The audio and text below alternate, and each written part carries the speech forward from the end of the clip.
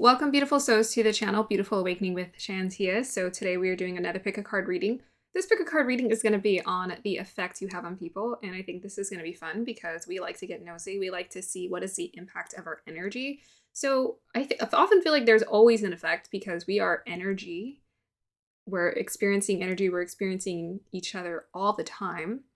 So I think the value out of this is learning how to translate that into words and seeing the mirror reflected back onto you, who you are, how people are experiencing you, how they're experiencing your energy. And then I think it'd be also useful to get some clarifiers on what we can work on as well. We're always doing our healing. What can we work on? What maybe needs our attention? What needs our focus? So if you're new to this channel is dedicated to your transformation, your alignment, as well as your healing. Remember that you are the CEO of your life. You have free will. So if a reading isn't resonating with you or a message isn't resonating with you, leave it. Take what resonates and know that you can redirect your life in the direction you want. You always have the power to create or rewrite your story. Thank you so much for the support on the channel. I really appreciate it, guys. I love the support. It's so much more encouragement to just keep going. If you're interested in working with me personally, all my information is in the description box down below. You can see my email. Email me directly if you would like a tarot reading, and I would be happy to give you and forward you all the information. I also do one-on-one coaching with people to move through the layers and do the shadow work that needs to be done and the inner work that needs to be done. And I am in a really happy, beautiful place in my life because I've had to work through layers. I mean, I've been journaling for 8+ years now, intensely, all the time, and it's helped me so much. And tarot has been and helped me so much to bring so much improvement and growth and light into my life. And that's why I want to give this experience to you. But also, I just like having fun with tarot. It's just fun. It's just fun. Okay, let's go ahead and move on to the pile preparation. Hello, beautiful souls. Welcome to the pile preparation. So I'm going to start, as usual, with lighting the candle. And we'll get started on picking... Oh my gosh. That happened to me last time where I had to drop the match in there because for some reason, it's so low that the flame just hits up towards my hand. Okay. Well, maybe that's a sign that this reading is going to be on fire. Who knows? Okay, so let's go ahead and light some Sao Paulo. You guys are having a beautiful day or evening. Yes. Okay. All right. So, guides, today we are doing 4 piles for the collective today on the effect they have on people. Give me all the information you need to. I want this reading to be beautiful, accurate, amazing for the viewers. Use me as a vessel to communicate the messages that need to come through these readings. What is that? Okay. All right, so let's go ahead and start. Starting with pile number 1, guys. What is the effect that pile number 1 has on people?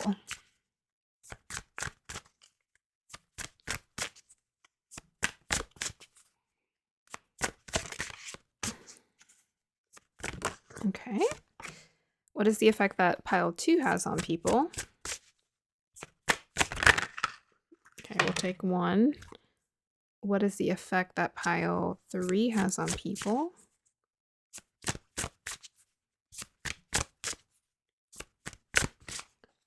Oh, it's still on fire. Hello. Interesting. The fire is lit today. I'm feeling the energy. Well, I'm not feeling it right now. I always build towards it. Sometimes I feel that it's my own energy. I'm feeling more just calm and chill right now. Pile number 3, guys. Can't be turned on all the time. Pile 3, the effect pile 3 has on people. Okay, we'll keep going. There we go. We got something. And pile 4.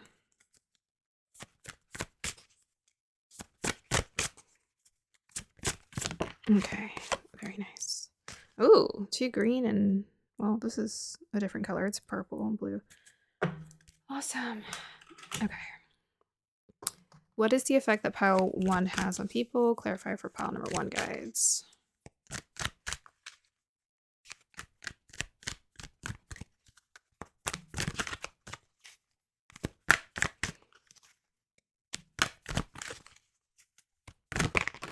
Okay. Pile number 2. Ooh, you got 2. Pile number 3.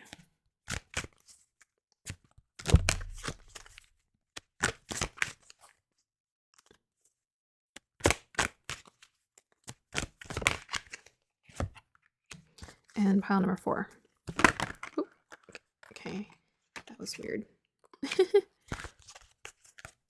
Oh, hitting my lavender, beating up my poor lavender.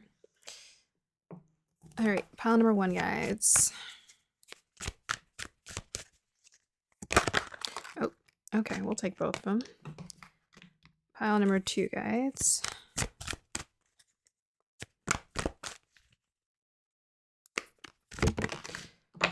Pile number 3. Okay, we're not taking 3. Let's try again. Pile number 3, guys. Okay. Haha. Any more want to come out for pile number 3? We'll double check it.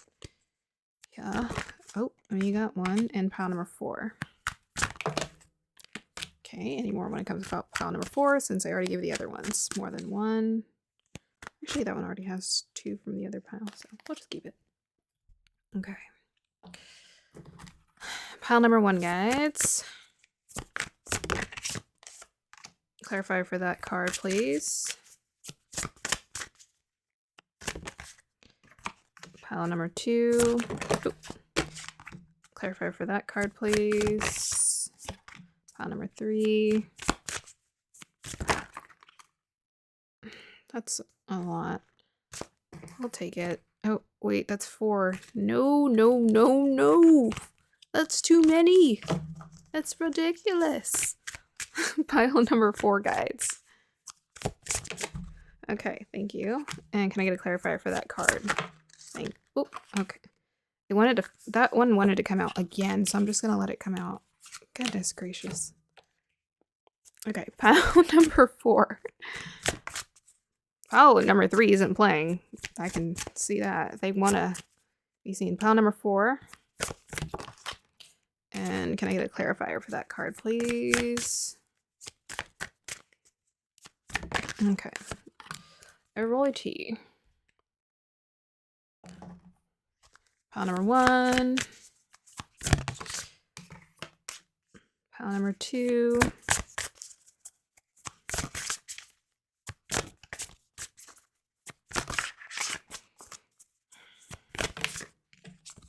Pile number 3.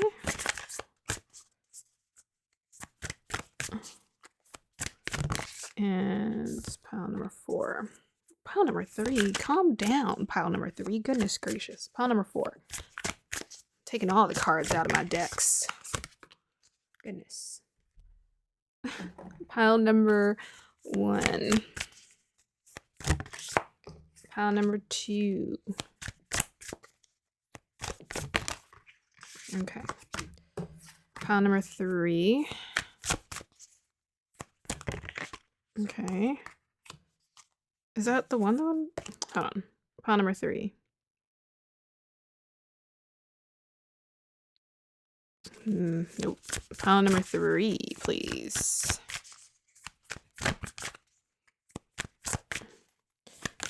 Pile number 4. Cool. Too cool for school.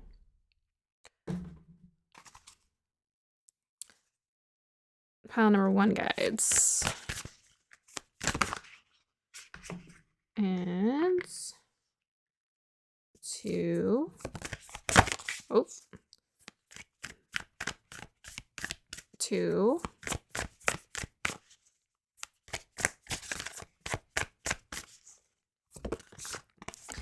And 3. Oh. And 4. Okay. Alrighty. We've got our 4 piles. Yeah, I think this is going to be really interesting because we've done Why Do People Stare at You? We've done what have we done? This one's different though, because it's like the effects you have on people. It's a little different because it's more of like what do people leave? Like if they were to leave your presence, what do they remember about you? What makes you memorable? So that's what I think is gonna be the messages coming through. It's like what makes you memorable? Okay, so I wanted to pull, we have a lot of cards and I don't want this reading to be forever, so I'm gonna hold off on the tea leaf because I wanted to pull some cards on like what things maybe you need to work on as well, because advice is important. I mean, I love tarot readings and it's good to see the good things going on in life because there's always a lot of good things, but I'm realizing people actually crave to some degree knowing what they need to work on, or just like knowing precisely what can they work on or improve on. Or it's the human relatability, really is. It's like people want to know, what am I allowed to be human? Am I allowed to be flawed? Am I allowed to have things that I need to work on? Of course you are. Are you allowed to be hard on yourself? Of course you are. Are you allowed to be, angry and have family dysfunction? Absolutely. All of those things are completely normal. Expected, honestly. Okay. So yeah, we got some thick piles here, kind of poking out here and there. But all in all, we got a symmetrical stack here. Okay, let's go ahead and start with the crystals. Yeah.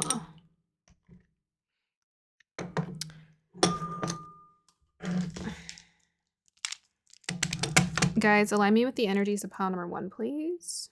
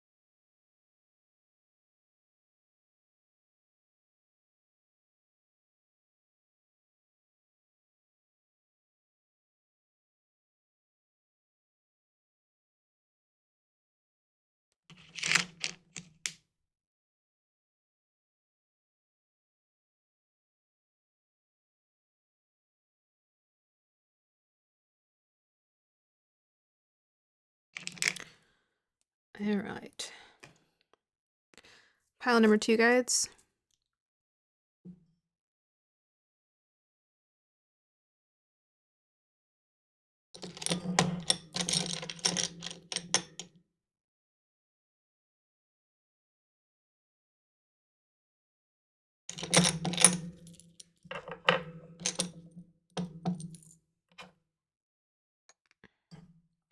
Pile number 3.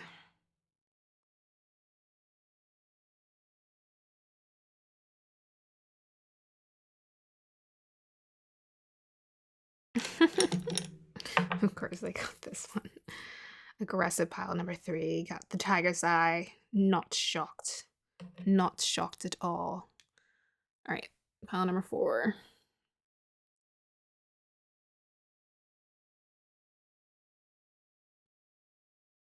Oh, they're just all in here. This pile number 4.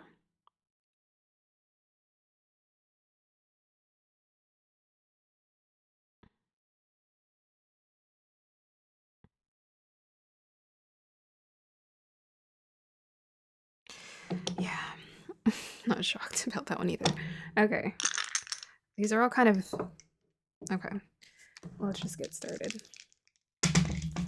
Let us have fun. Right, how does that look? Pretty good. This one's kind of a little mushy.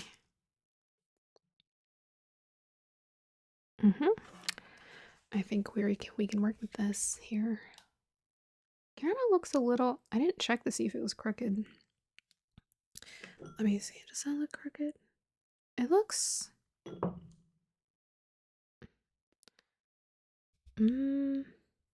slightly off. Let me see if I can tuck these in a little bit more.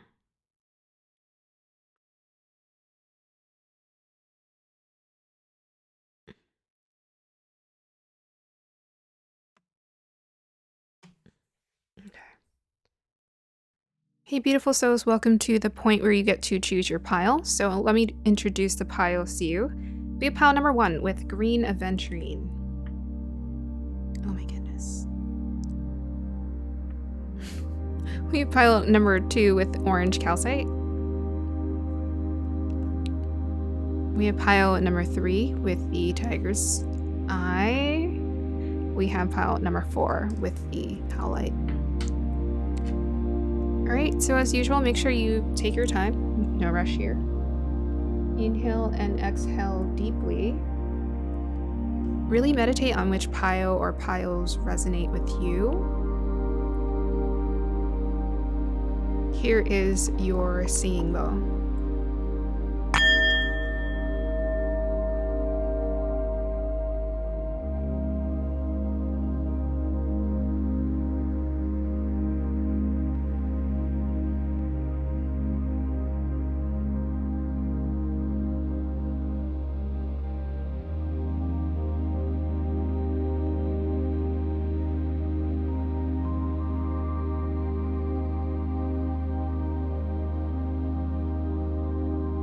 All right, pile number 1. If you chose the green aventurine, we will start with you.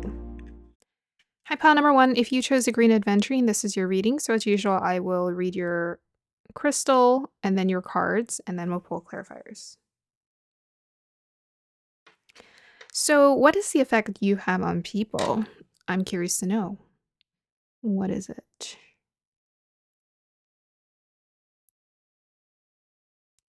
Okay, so immediately the words small but packs a punch came, because this green aventurine is quite small. But yeah, small but packs a punch. Energetically. So maybe that's like maybe people would perceive you to be quite they're just not expecting it, or they're not expecting your presence or your energy to be as big. Or it's like, so this is about the effect, right? That people have on, or you have on people. So this is kind of like the lingering energy. So maybe there's something about your energy that like leaves sort of a residue about people that makes them process things differently. And they're just like, oh, wow, that person really made me feel something, and I wasn't expecting that.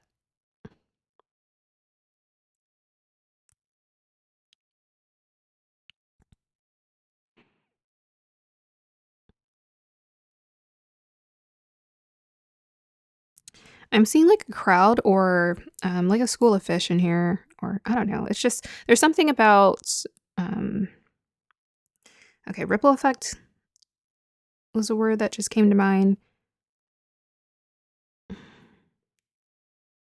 Maybe there's a part of you or aspect of you that could be, I don't know if I'm interpreting this right, like the life of the party.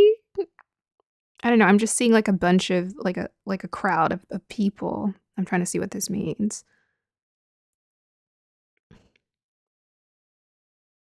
I don't know. I feel like there's something about you. Like you're fun to, I'm just getting you're fun to be around, or you can be fun to be around. You can be a joy to be around. You can be quite entertaining. I'm getting like a little sarcasm here, but it's like when people are sarcastic, but it's like enjoyable sarcasm. It's like, wow, I wish I was brave enough to be that sarcastic and witty and funny, and it makes sense. Yeah, because I'm like seeing someone in here, but they're like in a crowd and they're just talking, and people are like, they're turning around to listen to be like, okay, that guy's kind of funny. That guy's kind of funny, or that guy's interesting, or that's a character. Something about that's a character. Being a character. But I feel like you blend into a crowd quite well. You so what is that? What would that be the effect? I don't know. So maybe if you blend into a crowd, to me that's like you can get along with people pretty easily or pretty well. You can put people at ease with your energy. And even the humor to me, like whenever I think about people who are like kind of sarcastic or they're very humorous, it's like a little bit of a magnetism where you kind of want to be around them too because they're interesting, they're a character. You don't mind their presence even though they're a stranger. So I feel like people don't mind your energy even if you're a stranger, you have a comforting effect on them, or like it's like a familiar effect. It's like, "Oh, you seem familiar." Hmm. Yeah, it's kinda giving me uncle vibes, like uncle that people have that you can't help but love. What else?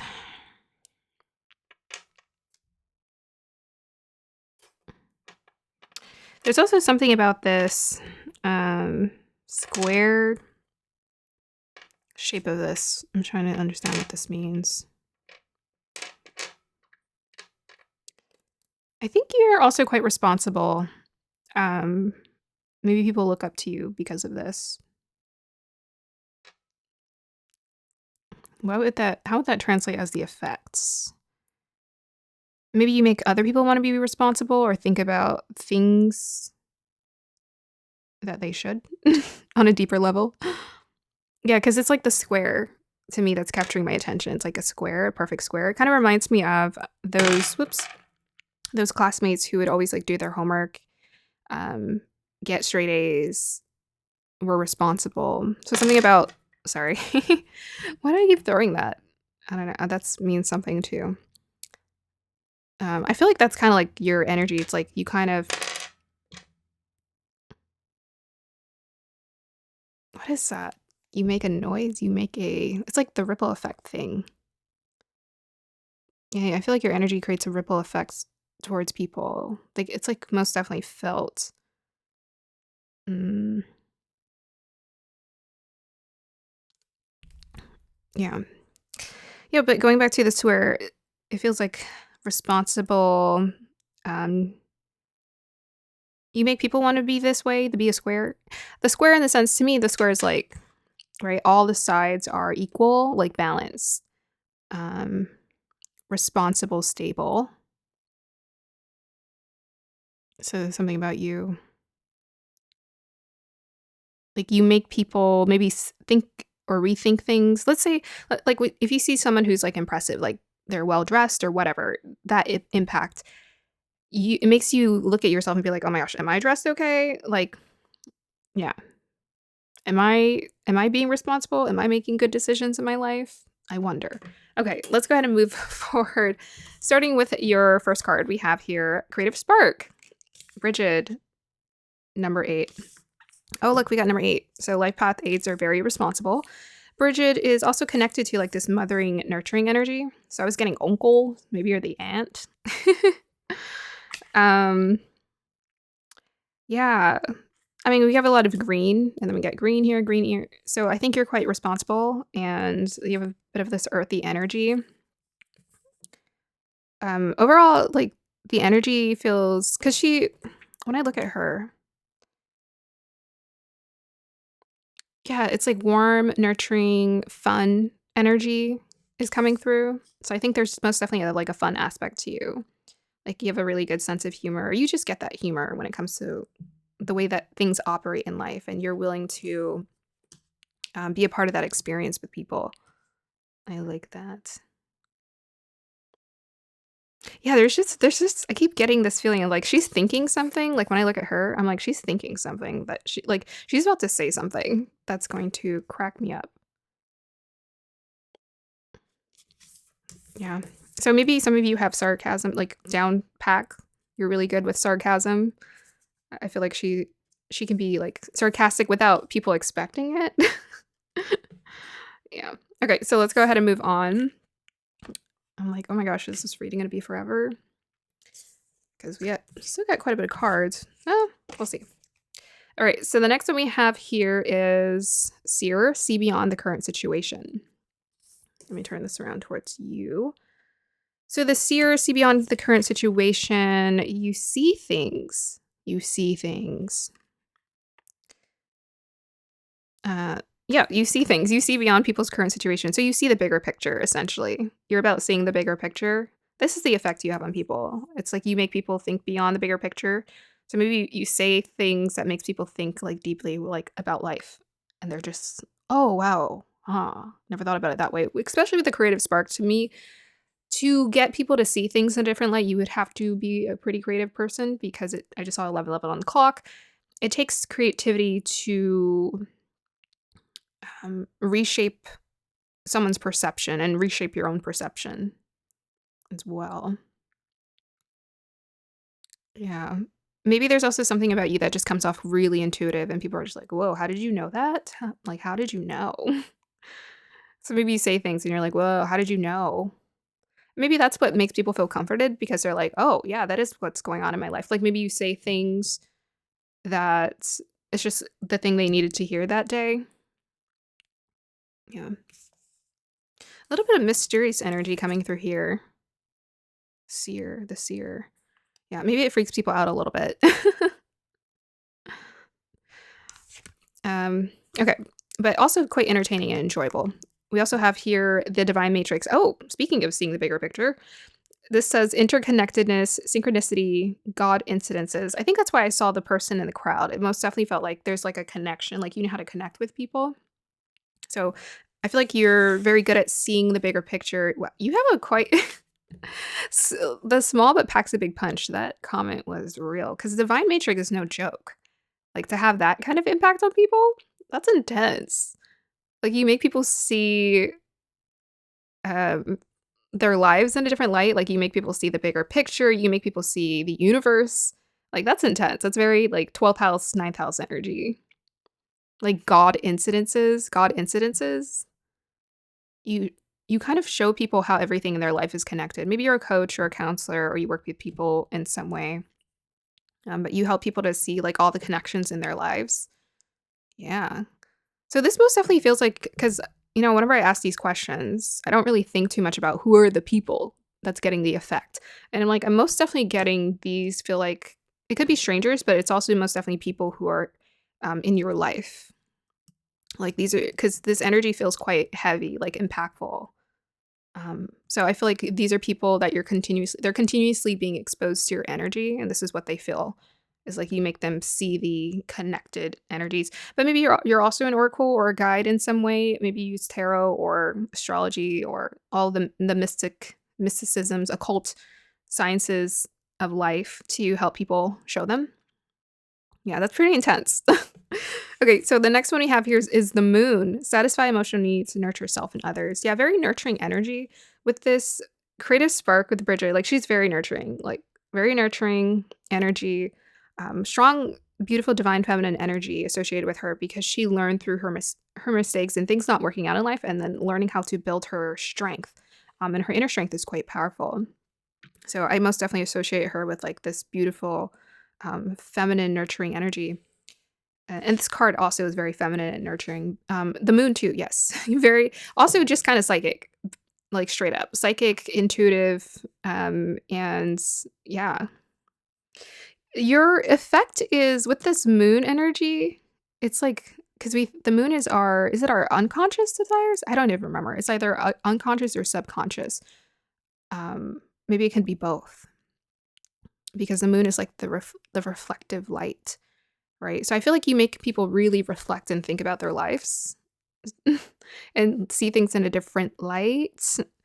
But also your energy is very feminine, very nurturing. I'm getting like a little bit of priestess energy from this pile as well. Yeah, very beautiful. Like people feel like emotionally you stir something in them. And then this is a clarifier. I was supposed to pull this, but oh my gosh, wow. Scorpio. Intensity, exposing, purging, renewing. Straight up, you guys are very psychic in this file. Scorpio, are you kidding me? That's the effect you have on people. Like, so I was right when I said small but packs a big punch, because I think on the surface, maybe people get this energy, and then they realize you have this going on, like under the surface, and they're like, whoa, when they really get to know you. I feel like this is as people get to know you, they start to see you. Oops, got lipstick on my hand. They start to see that you're very deep. You think very deeply about things. Like you're deeply embedded into your unconscious, your subconscious, very much 12th house energy, and obviously 8th house as well. But you think very deeply about things. Um, you're also not afraid of the shadow. You know, Bridget is not afraid of the shadow. She had to go through her struggles to find her inner strength. You've had to, so the effect you have on people is like noting their strength. What are their strengths? Straight up like subconscious mind. It's crazy I said the subconscious because I really don't remember what the moon, which I know that's odd that I wouldn't. Well, I don't know specifically if it's the unconscious or the subconscious, but it's probably both. But Scorpio is most definitely the subconscious.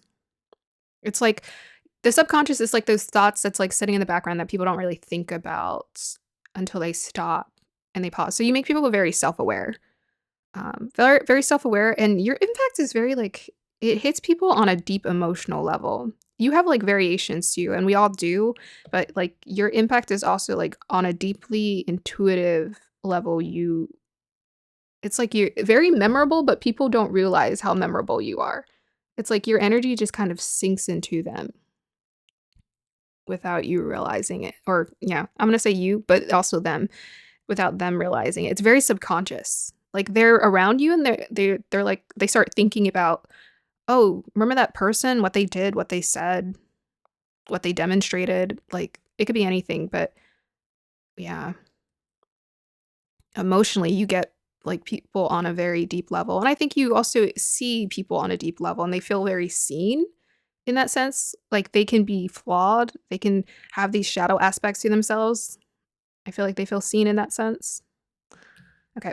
We also have here the mediator. Beautiful. Gift for negotiating fairness and strategy in personal and professional life, respect for both sides of an argument. So that's a little bit of Libra energy.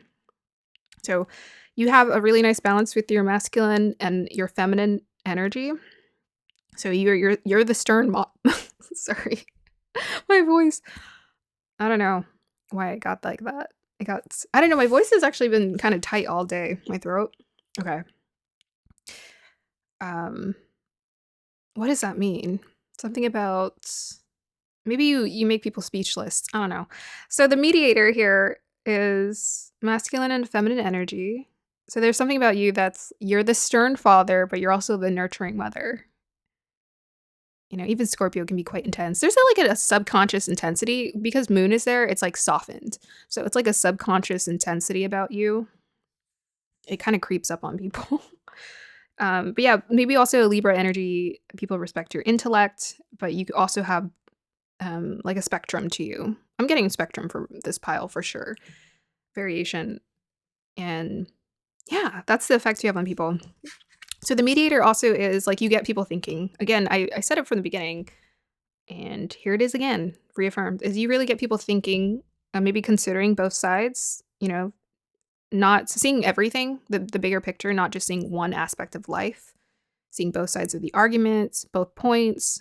Yeah, so most definitely you bring in like aha moments. You help to stir and activate aha moments in people. You help to be an agent of change. You most definitely make people think. We also have here rescuer. Oh my goodness. Light attributes provides strength and support to others in crisis. Acts out of love with no expectation of reward.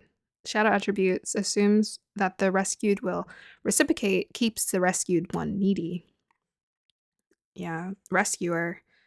Um, yeah, I mean, like with this moon in Scorpio, most definitely that's like when people feel like they're at the that energy, it could be so heavy. It could be so heavy because it's fixed water. And it calls for you to go into the depths over and over. Like your subconscious mind is constantly thinking about things on the deepest level and also the secrets of life, the hidden aspects of life, the parts of life, the not so pretty parts of life that we want to ignore and not see. You're about acknowledging this. So with this rescuer as well, that is beautiful. So I was talking about Bridget and her inner strength, and yeah, it's just reaffirmed here. This is how people feel. They feel almost rescued by you. Oh my goodness. Like you're a lifesaver. You're helping them to come out of their shadow. Strength and support to others in crisis. Accept. Yeah. So you're really most definitely for this pile, I think this is also a hint at life purpose for you in terms of what you can do and what your you can lend your gifts to is helping people come out of the crisis of their life, like the darkest dark of their life. You can help people give them light. You help to reveal that light at the end of the tunnel for them. And there's a lot of selfless energy that's coming through here. Yeah. We also have here, oh my god, you guys got Jesus. Really? Can this pile get any more beautiful? Master Jesus, forgiveness. You are on a path of light, love, and forgiveness. Father, healing is possible at this time. Yep. You guys make people like return. They feel like they can come out of the darkness and the shadows of their life because you see them, you recognize them, you offer them that saving grace. You give them knowledge. What I love about Jesus and his story is that he offered people help, but he always gave them the option. He was not like, no, he wasn't trying to prove people he was right. He was just like, well, this is what you have available to you. Are you interested in seeing the light? And yeah, just a really healthy masculine energy is coming through for this pile without question. Yeah, there's a lot about helping. I just saw 2211 helping people come out of darkness. Wow. You guys are like the light for people, for sure. But it's because you recognize the shadow. You acknowledge it.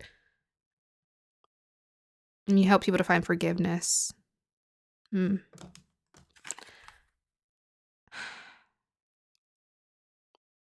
Yeah.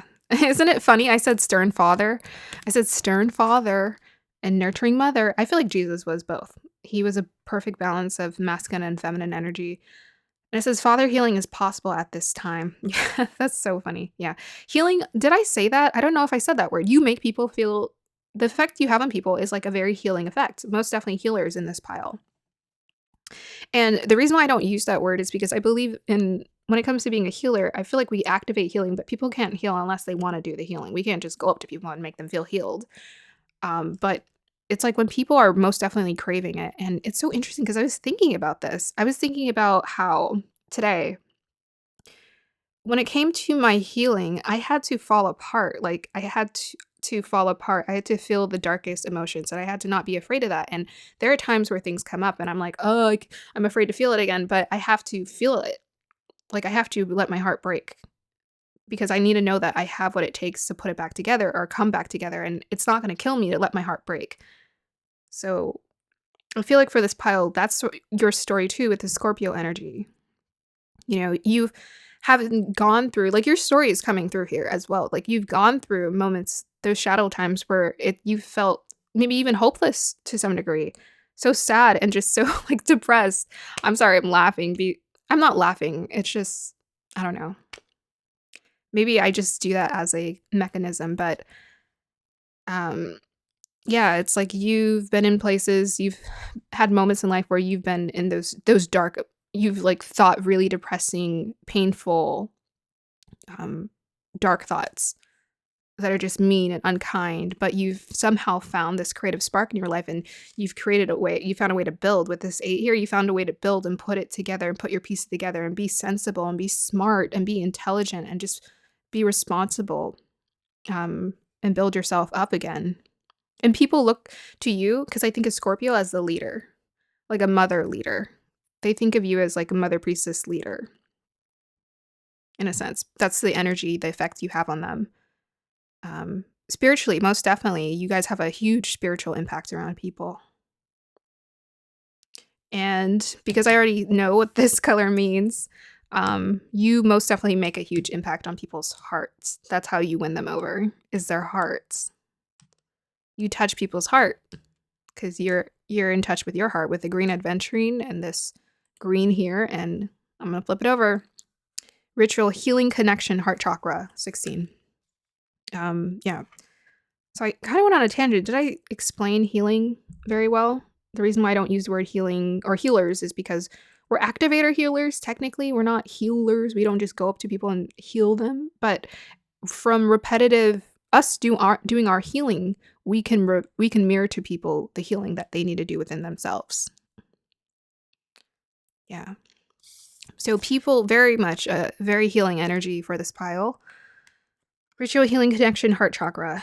And when I said I know what this card was, I knew it was a heart chakra. So you touch people's hearts. Here we have a 1 and 6. 6 is about the heart. 1 is about you. You touch people's hearts because your heart is open. Your heart chakra is something you are healing. You're opening. Because the work is never completely done. Esther Hicks always says that the work is never completely done. It's never complete. You're always doing it, and that's what makes life beautiful. Because there's always something to look forward to, even if we're like, well, I just want to be healed. But actually, life would be so boring if we were all just perfectly healed and didn't have anything to do. But I think you can most definitely like achieve heightened levels of healing. Yeah. Okay, so we're gonna move on. I think I talked about all the numbers, and we're going to pull some clarifiers. Let me just go ahead and pull a tea leaf oracle on what we could work on for this pile. Let's just go ahead and pull that card. What can pile number 1 work on? Guides. What do they need to reflect on? Okay. Excitement. Well, that's not a terrible thing to have to work on, I guess. I think because you guys have gone through so much shadow work, I get this. It took me some time to learn how to be happy. I know that sounds weird. Learn how to be happy, but it's a muscle. You have to learn how to be happy after you've gone through these darker moments and had really dark thoughts. So for this pile, learning how to be excited about blessings coming into your life and beautiful things coming into your life, because you've done so much healing. I just want to take a moment, like, can we just like clap and celebrate and get excited for the fact that you've done all of this work to the point where this is the impact you have on people? Unreal. So yeah, getting excited about life. You're allowed to get excited. Here's the way I see emotions. We're allowed to experience the entire spectrum of emotions. And if this was one chapter of your life, okay, right? The Scorpio energy, the dark thoughts, yeah. But the evolved Scorpio is so in tune, such a nurturer, so available for people, so ready to do healing, right? You've done that. You're doing that. You're embracing this. But now you also deserve to be excited and be happy and enjoy life. And also be the center of attention. Because to me, a firecracker catches your attention. It's quite loud. Okay, so let's go ahead. Shuffling. Let's go ahead and shuffle the cards and see. I don't know if we need to pull for the effect. Well, guys, just tell me what you want me to tell me what you want me to know for pile number 1, please. We'll just see what comes through. Which, by the way, these girls look exactly the same. One has longer hair. That's so interesting. Oh, and she too. She actually looks of Asian descent. Both of these. Huh. I don't know if there's a connection. Maybe you have some Asian in your bloodline. It's just 1, 2, 3. I thought that was interesting. Okay. That wanted to come out, so we are going to take it. Okay, so we have here the Sun card. Yep. We have here 3 of Swords, 3 of Wands. Oh, an 8 of Wands. I feel like this is the same thing. We talked about. So 3 of Wands is kind of having that open mind, right? I think this, with this Scorpio energy, because Scorpios can be quite responsible. They can be. They can be a little chaotic, but they can also be very intensely responsible. Very sober energy. And for this pile, I think some of you are like with this Jesus energy, like you're very sober and you can be very serious sometimes and maybe even take your inner work quite seriously. And I think most definitely the message is coming through here is allow yourself, because it's like you've done the healing, which has been beautiful.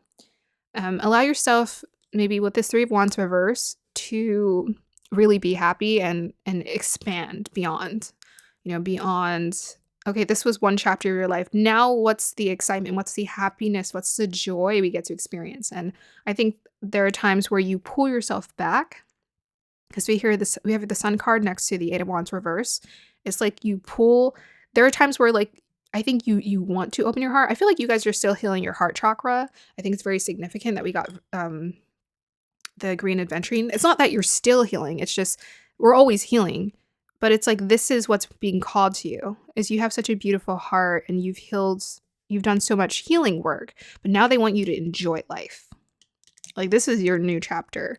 Instead of being the 8 of Wands reverse, and slowing down your excitement, your inner child, like really let it emanate and come out of you, as opposed to being so serious. And it's like, okay, you've done the healing. Like you know how to heal. You know how to do shadow work. You do it effortlessly, but you don't have to fixate on it. That's what I'm getting. Don't fixate on what this moon in Scorpio is like quite intense. Don't fix it on it. Also enjoy yourself because sometimes the 8 of Wands can be about community. Enjoy yourself being around people. And enjoying their energy and celebrating with people and around people. Like people like your energy and they want more of this. They want more of your sun energy radiating out of you.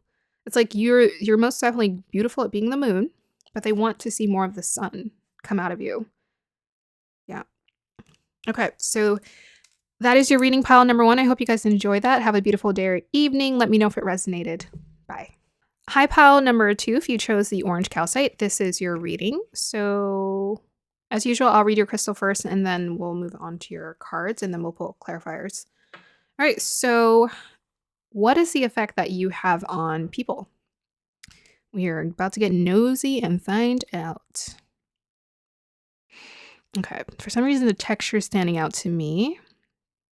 It's quite very textured, scrapey. What does that make me think?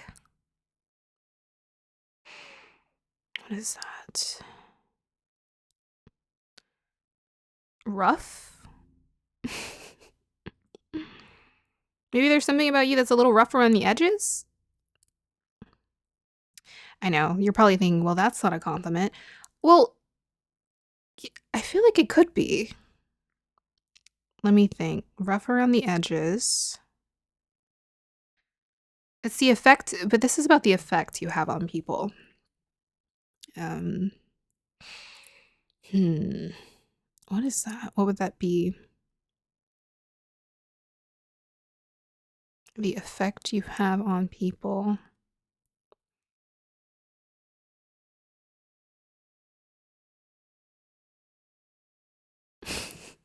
For some reason, it's making me think about like there are times where I'm like walking and then I catch my foot on the edge of something and it like trips me. So, yeah, there's something about you trip people up. Okay, this is straight up becoming a comedy. There's something about you, I think you trip people up. Like it's like they're minding their day or they're minding their business.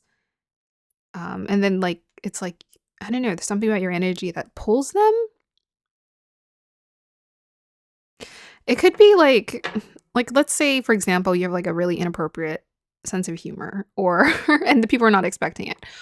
Or yeah, I just keep seeing someone say something that people are like, "Whoa, okay, I was not expecting you to say that." That was like or maybe there are times where you like to cuss like a sailor and they're not expecting that.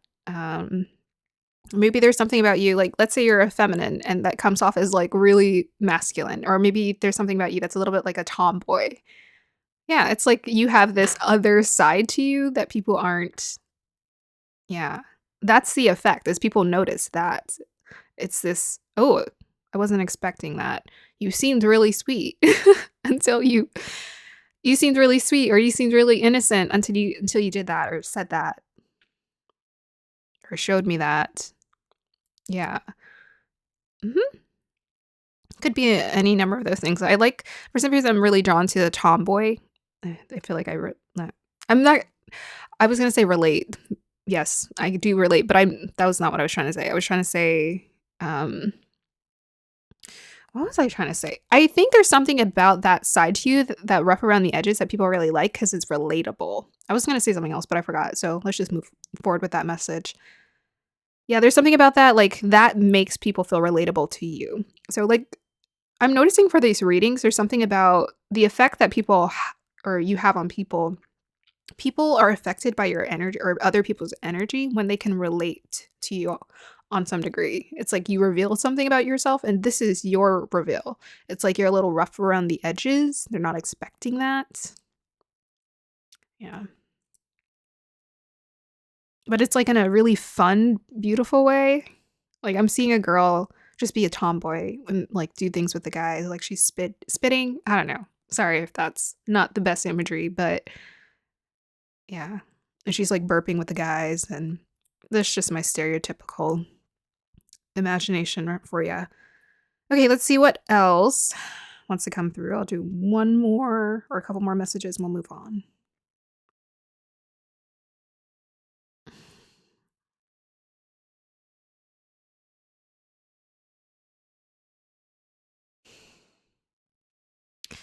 There's something about this, like, I'm looking at this crystal, I'm like, I'm expecting it to be opaque, but it's a lot more clear. So maybe there's something about you, you're a lot more transparent. You're a lot more transparent than people are expecting, but there's something about you that's very transparent. Like you show yourself, you're not hiding yourself. You're not you are just who you are, and people can you're not hiding yourself.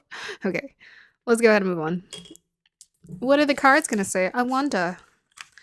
We have here Hestia, home, 21. It's a very interesting card. I almost want to interpret this differently, but yeah. So one of the messages that that's coming through is you have this energy about you that just makes people feel at home. So I think that was definitely connecting to the relatable energy. But yeah, there's something about your presence that like it just makes people feel like they're at home or yeah, homey. By the way, for all the piles, I wanted to say this message is that what I'm starting to understand is the effect you have on people isn't necessarily strangers. I just saw 555 on the clock. It's also about um, people who are in your life. So a lot of the energies that are going to come through are mostly going to be from people who have like been exposed to your energy repeatedly. So this is most definitely to me a repeated energy. It's like you make people feel at home. The more you get to know them or the more they get to know you, they realize, wow, I can just be myself. That's what I'm getting for this battle. People feel like they can just be their authentic self with you. You make them feel like they're at home, they're accepted. Yep. Beautiful. We also got here shapeshifter, transform and unveil your gifts. Look at that. And I was talking about this person with like the dual personality, the tomboy. So yeah, it's like you're a shapeshifter. You can you have this way of you where you're very relatable to many different groups of people. People really enjoy this about you.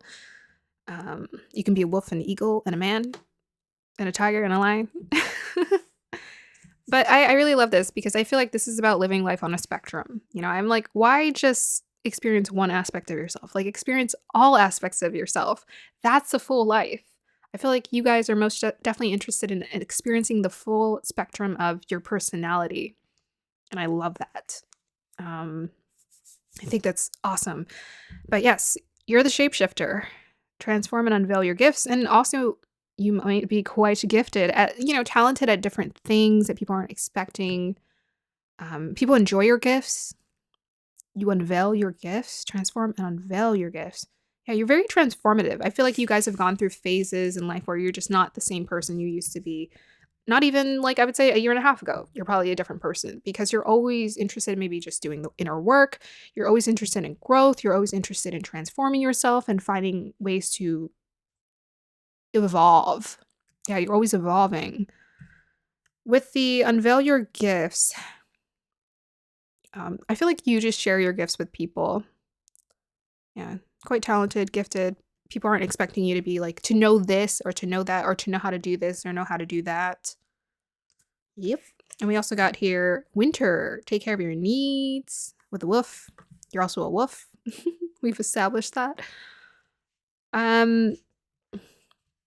Yeah, so this to me is like, I always get Capricorn responsible energy. Maybe there's something about you that's like a lone wolf energy or a rogue. Or yeah, I'm kind of getting like rebellious energy from this pile. So I feel like maybe there's an aspect to you that's like a rogue. Like you just go and do your own thing.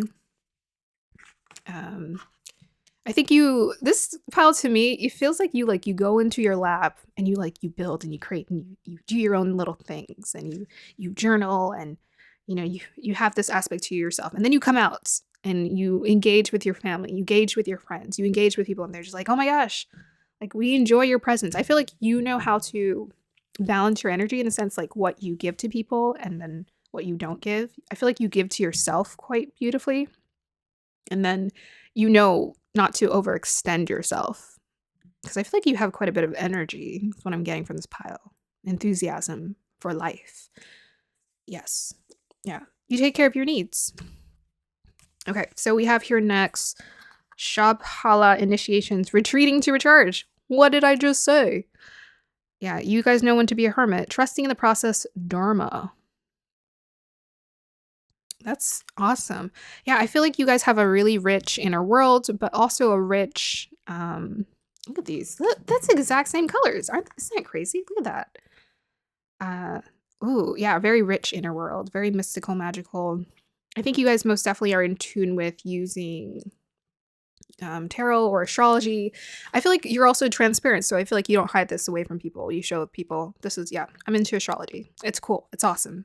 I'm into this. It's cool. It's awesome. I feel like you're very much about that, and people enjoy this aspect to you. With the Shabhala initiations, well, look at it says trusting in the process, and I was talking about you guys do your shadow work. So you guys trust in the process, and the Dharma is about what you're here to do. I feel like you guys are quite in tune with your Dharma. So your Dharma is just like what you're here to do. That's like your duty that you're here to do that also fulfills your awakening and your growth here on this earth. Yeah, you guys feel I feel like you guys are like outwardly, expressively very spiritual. Like people just know this about you. What else would I say? Well, Shabhala initiations is a place that people go to. Or Shabhala is about where all the masters would go to ascend and to get knowledge. So I was talking about someone going away and like you're in your own little world. I feel like you go away to learn, read books, understand the universe, and then you share this with people. Expose this experience. Or you embody it. Is what I'm really feeling a strong embodying, especially with the shapeshifter energy.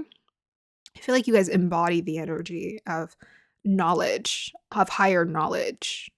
You apply it to your approach to how you move in this world. All right, so we have next Venus. Oh, you guys are, look at this, all this pink. Pink, and we got here square. A challenging situation, a mountain to climb with the Venus. Let me put those energies together. Well, you know what? 90 degrees square also makes me think about the duality of your personality. But let me sink into these energies. The effect you have on people. I think you have quite a beautiful, with all this pink energy, it's like a Venusian effect. I need to stare at this a little bit longer.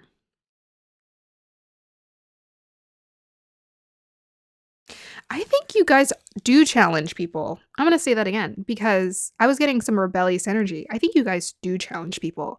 I think you guys some of you in this pile like to have those really intense conversations about, like, let's say spirituality, or let's say about the way the universe works or the world works. Like I don't think you shy away from these conversations. You're coming from a place of love, but you like to challenge people. You like to challenge people's philosophy. Like when you feel like people are stuck, you like to challenge people to open their mind and think a little bit differently. That's what I'm getting, because I was getting that rebellious energy. Yeah, I feel like you most definitely like to challenge people. And I think with the shapeshifter energy, I wouldn't doubt it, because to me the shapeshifter they have the ability to kind of blend into different crowds and kind of observe. But then it's like once you've acquired all this knowledge with the Shapala energy, you've acquired all this knowledge, that's when you embody it, apply it to your own life, and then you also see other people. Because I feel like you guys like to be amongst different groups of people. You know, you're not like, well, I'm just going to hang out with this group of people. They understand me. I feel like you guys are like, okay, I'll hang out with whoever. Because I was getting like that tomboy energy. It felt like the girl, she would hang out with her girlfriends, and she has no problem being a girl, but she has no problem hanging with the guys either and being one of the guys. So there's something about this group that I'm getting. But you like to challenge, I think challenge yourself, but also most definitely challenge people. But it comes from a very loving place. Like, I think they enjoy it. They find it quite charming, maybe even delightful. Um, yeah, but also the way your approach is coming from a place of Venusian energy. Like, you just want people to see the value. Yeah. Also, just you have a very loving, radiating energy, an aura about you. Okay, so we also have here dilettante. What the heck? I was right. Okay. Delights in the arts without having to be a professional. Alerts you to the danger of becoming superficial in your pursuit. Shadow attribute is pretension to much deeper knowledge than you actually possess. Oh, that's interesting because of deeper knowledge. And I feel like you guys are most definitely always seeking deeper knowledge. I like the golden energy. I think that's beautiful. Yeah, so you guys are multi-talented. Look at that. It came right above the shapeshifter. Look at that. You guys are multi-talented. You have multiple gifts. And the effect you have on people is like, whoa, you have multiple gifts. That's what it is. I think that's, you challenge people also, I think, with this Venus square. It's like, because Venus can be about gifts because it's very like, it's a gift from the universe. Wherever Venus is sitting in your chart, it's a gift. It's beautiful. So there's something about you. It's like people like all of these different gifts. They find them quite beautiful, quite attractive, quite alluring, quite magnetic, as well as they're not they're not as expecting you to be as talented or gifted in what you do or the multitude of things that you do as well. Yeah. It's like, oh wow, she can do that. Sorry, I don't know. I said she. Well, she or he. No biases, but yeah, she can do this. She can do that. She can. Wow. Okay. She just does whatever her heart feels called to. Okay. Next card we have is charity. Wow. Prayer and contemplation. Let's put that over here. See if we can fit it. Connect with the heavens. Ask and you shall receive. Okay. So I've already read on this card multitude of times. So this is about someone who's very giving. I feel like you guys are quite giving. Quite giving. I'm almost curious to know what that giving energy would be in connection with square. I wonder. Okay, but you guys are quite giving. Yeah, with the connect with heaven, I think people feel like they feel this essence around you, even if they don't believe in God, or the universe or any of that. They feel like your energy is radiating this like higher aura, and they just sense this from you, and they feel like they're more connected with heaven within themselves when they're around your energy. So you guys are quite giving, very, very giving, quite loving aura around you. Ask and you shall receive. I'm going to come back to that one. Yeah, so I'm going to come back to it. We also have here Lady Nada, heart awakening, awaken to acceptance and divine love, give and receive in balance. Whoa, look at that.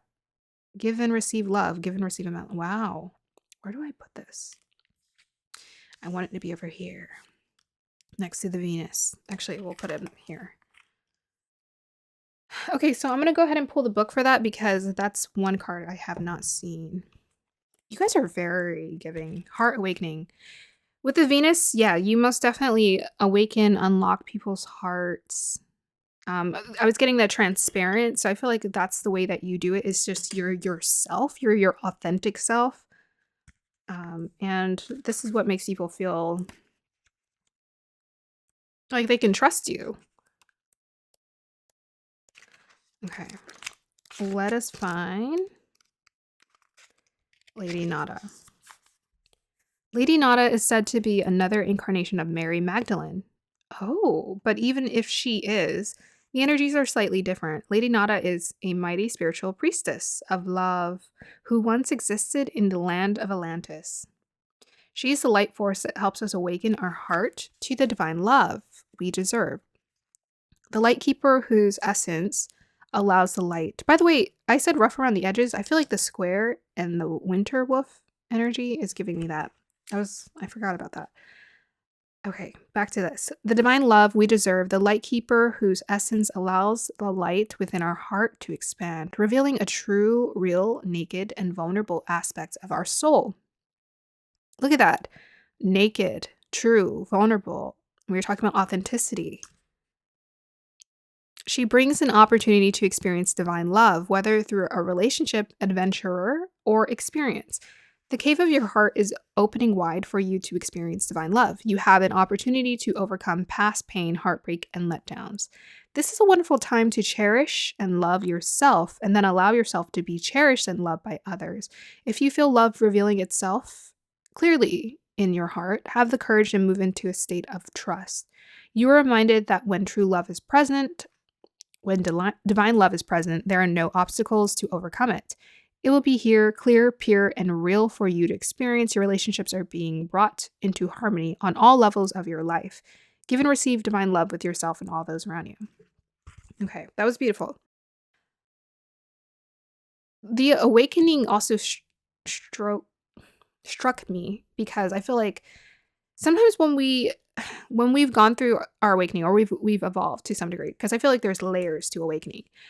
When we've gone through a stage of awakening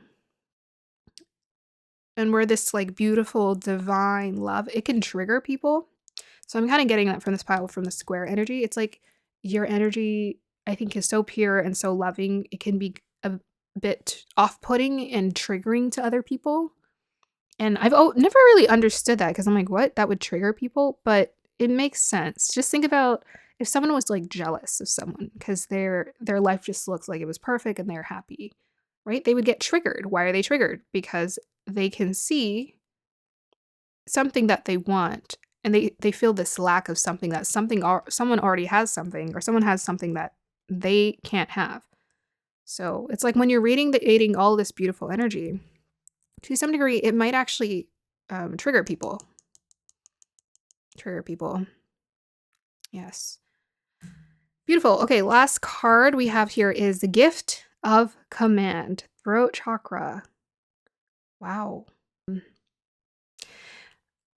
Sorry, I'm reflecting on this because there's something else I wanted to say, and I think that was just like you receive love. I feel like for this pile, you know how to receive love or you're learning how to receive love, but there's a lot of exchange of energy here with the give and receive, the give and receive. So I feel like you guys absorb, you take in love too. And because I was seeing that girl around people, I feel like you enjoy people's energies, they enjoy your energy. You allow those energies to flow between you. So with the gift of command, the throat chakra, what am I getting from that? Well, obviously your throat chakra, there's something about your throat chakra. So it's about what you say. What you say has a impact on people. Your throat chakra, it radiates a certain kind of vibration and energy. Um, that's quite commanding and intense. I feel like this is about someone who deeply speaks and lives their truth. That's what I feel like. It's like you speak your truth or you speak the truth. Definitely with the Shabhala initiations, I feel like you get a lot of downloads here. When you're by yourself, you get a lot of downloads, a lot of information, and then when you turn this out to and towards the world, and you speak, or let's say you sing or you create something with this Venusian energy, you guys are gifted. So there's something here, I think, around the throat chakra that is part of your gifts as well, whether it's writing or speaking, any of that. But it has an impact on people. It like commands them to see things in a different light. Again, it challenges them. There's something about your energy that's subtly authoritative. Yeah, it's like the awakening. It's like you awaken. That's pretty intense. If your energy can do that to people, it triggers awakenings in people for sure. Because you're this beautiful, loving, radiant energy. Okay, so let me do the numbers real quick and we'll pull clarifiers. So 2 and 1, there's a lot about connections for this pile. To me, to be command, you would have to command something. The gift of command. I don't know, there's something about connections there. I'm sensing. So 2 and 1, 3 is about expressive. Like I think of the third house, which is when the baby gets up to move and explore. So I feel like you guys like to explore your gifts. You like to explore knowledge and learn, as well as, yeah, express yourself. I feel like this group is very expressive. We also have here, by the way, sometimes that could trigger people too. I don't know, anything. It's like if your energy flows, wherever it flows, it could trigger people because maybe they're also wanting and desiring for that for themselves, which isn't a bad thing. I want people to always want things for themselves, to want more for themselves, and then figure out how to go about creating it. There's nothing wrong with wanting more. Just go and create it. There isn't like the limits in this world, they're illusions to some degree. There are laws, but the limits we create for ourselves are beliefs. Okay, so 1 and 9, I'm definitely getting Sagittarius 9th house energy from this pile. I feel like you guys are quite knowledgeable, quite intelligent, quite open to the universe and how all of that works, all that information. And I think of like 9 of Pentacles, which makes me think of like independent energy. I'm getting that from this, from the like the wolf, the rogue energy. I think you guys are quite independent. You just lead yourself. I think you follow your own path. You do whatever you feel like you need to do and create. And then 1 is about, again, being independent. Okay, so let me go ahead and pull some clarifiers. So I pulled a tea leaf oracle for the last pile. Guides, what does pile number 2 need to focus on, reveal more of, learn more of about themselves? Oh my gosh, my throat. What is something they need to know, guys? Let me know. Okay, hold on. This is... Okay, it says work and achievement success. Oh, well, y'all are just doing just fine in life, right? Work achievement success. Well, that's just confirmation, I think. Work achievement success. I mean, that's very much do the work energy. So I need to clarify for that. Tell me more about this work achievement success energy, guides. Let's see if I can do it here. Oh, wow, it is 10th house. Look at that. 10th house, Rahu, Aquarius. All right. So I feel like this is advice as well as what's available to you. So, and then we have Aquarius, which is about communication. And we're talking about the gift of command. Interesting. So the guides most definitely want to pass on the message for you to focus on whatever work it is you're doing or you're creating, to continue putting in that work. 10th house is always about quite a bit of work, right? It takes quite a bit of time to build those resources to become successful at something. So that's where they want you to focus your energy. With the Rahu there, the North Node, they just want you to focus on your destiny, your purpose, and creating and doing and making. And this is what's going to aid you at this point in time in your life. Aquarius is about being the original, and I feel like this pile is very original. With this dilettante energy, I feel like you guys have a very beautiful creative flow where you're just like, okay, I want to do this. I have this idea, that idea. I feel like you guys are full of ideas. So they're telling you most definitely concentrate it into like, put concentrated effort into your gifts, your abilities. You're meant to be seen. Your gifts are meant to be appreciated, and you will be successful at what it is you're creating. Okay, so let's go ahead and see. What do you want to tell me about pile number 2, guys? Oop. Okay. We have 4 of Cups reversed.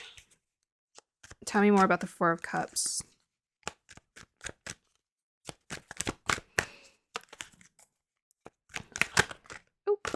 Interesting. Okay, so we have here Knight of Swords, the Queen of Wands, and the High Priestess. That's you. Okay. So this energy, here, let me flip it over so you can look at it.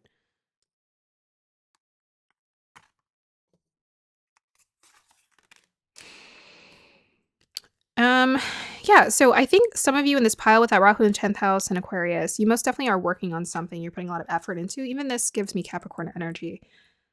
Take care of your needs, like very focused energy. So I think what's being confirmed here is continue to work. Make sure you're recognizing the resources around you, and you're just paying attention to that.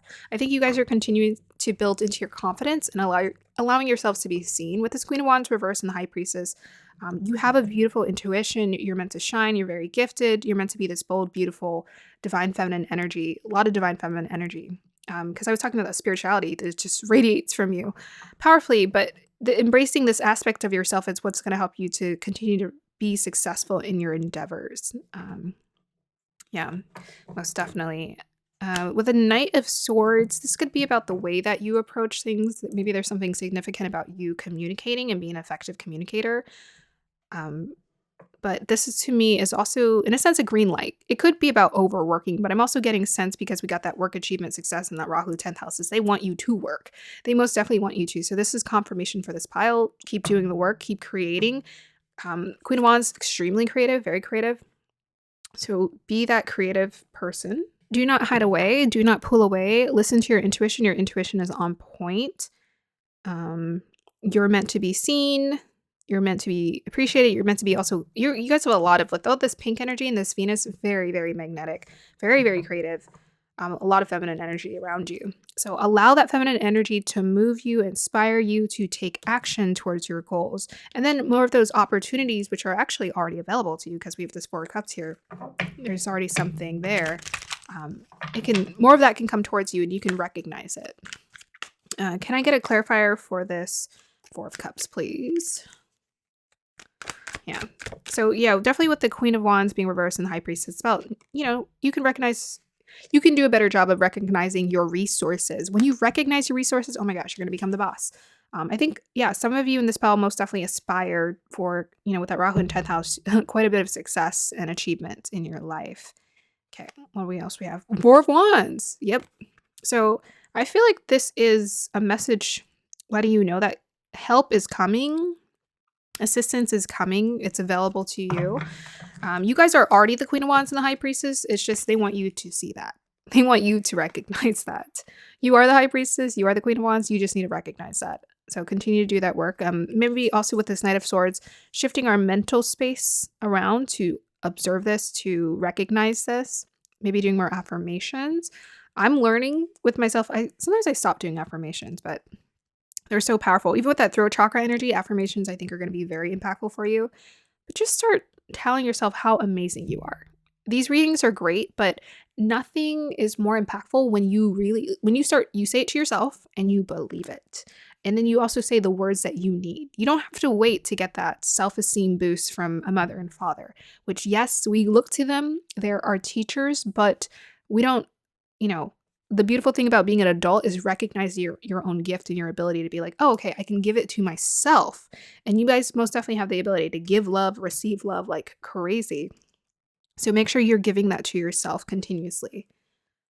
Yes, so it looks like Stowe Tribe is coming in for you guys. This is being confirmed by the Four of Wands, Four of Cups. Just continue to, again, shift your mentality. It's about this. It's like when you embrace this, the people will show up. Okay, tell me more about the Four of Wands. Let's see. Yeah, tell me more about the Four of Wands, guys.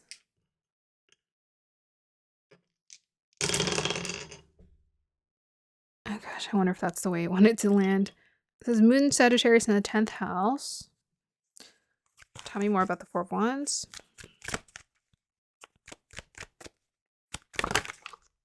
Oh my gosh, look at that Emperor. And tell me more about the Emperor, please. Two of Wands. Oh, tell me more about the Emperor, please. Okay. Oh, he wanted to come out. Six of Pentacles.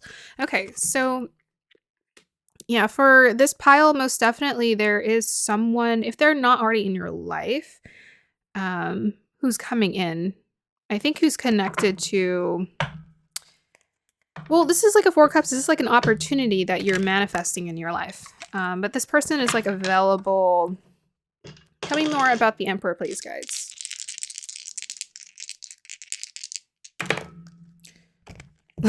We got the Aries. Well, The Emperor is, oh yeah, Aries. Aries in second house. And we have here Venus. Venus in second house in Aries. Okay. Yeah. So the more you embrace your confidence, the more you'll become magnetic for this opportunity. There's someone who's they're established, they're confident, they can help you. They want to exchange resources with you. So they want to give you aid or help in what you're doing. And I think you have something to offer as well, even with this Four of Wands. Yeah, it's like that sisterhood energy. So it's like they see your value. With the Two of Wands here, this person could be someone at a distance. Most definitely you might meet them through the internet. I think Two of Wands, I think internet, because he's looking at the world. I think this person might be also creating the plans to figure out how to exchange resources with you. So yeah, just a hopeful message to understand that this is something that's energetically around you and they're coming around you to help you, aid you. Yeah, Venus in Aries, that's about being very confident, magnetic. In the second house, that's your that's about your abundance that you're creating for yourself and building for yourself. It's also the entrepreneur house. So if you guys are interested in being an entrepreneur, doing your own creations, this is just confirmation you're absolutely on the right track. Continue to be creative and bold and stand out. Second house can also be about communication. So if somehow words or communication is something that is of value to you, use this. You know, definitely with the gift of command, throat chakra, Venus and Aries in the second house. If you're going to say affirmations, say things like I'mTheBomb.com. Like say things that aligned with the quantum version of who you want to be. So what's the quantum reality you're wanting to jump into? Right? What's the quantum reality you're wanting to jump into? That's the affirmation you should be saying. And I should have pulled affirmations for the previous pile, but I'm going to pull some for y'all. Affirmations that pile number 2 absolutely will love. Guides. Oh, jeez. Flying all over. Okay. And any more wants to come out. Okay.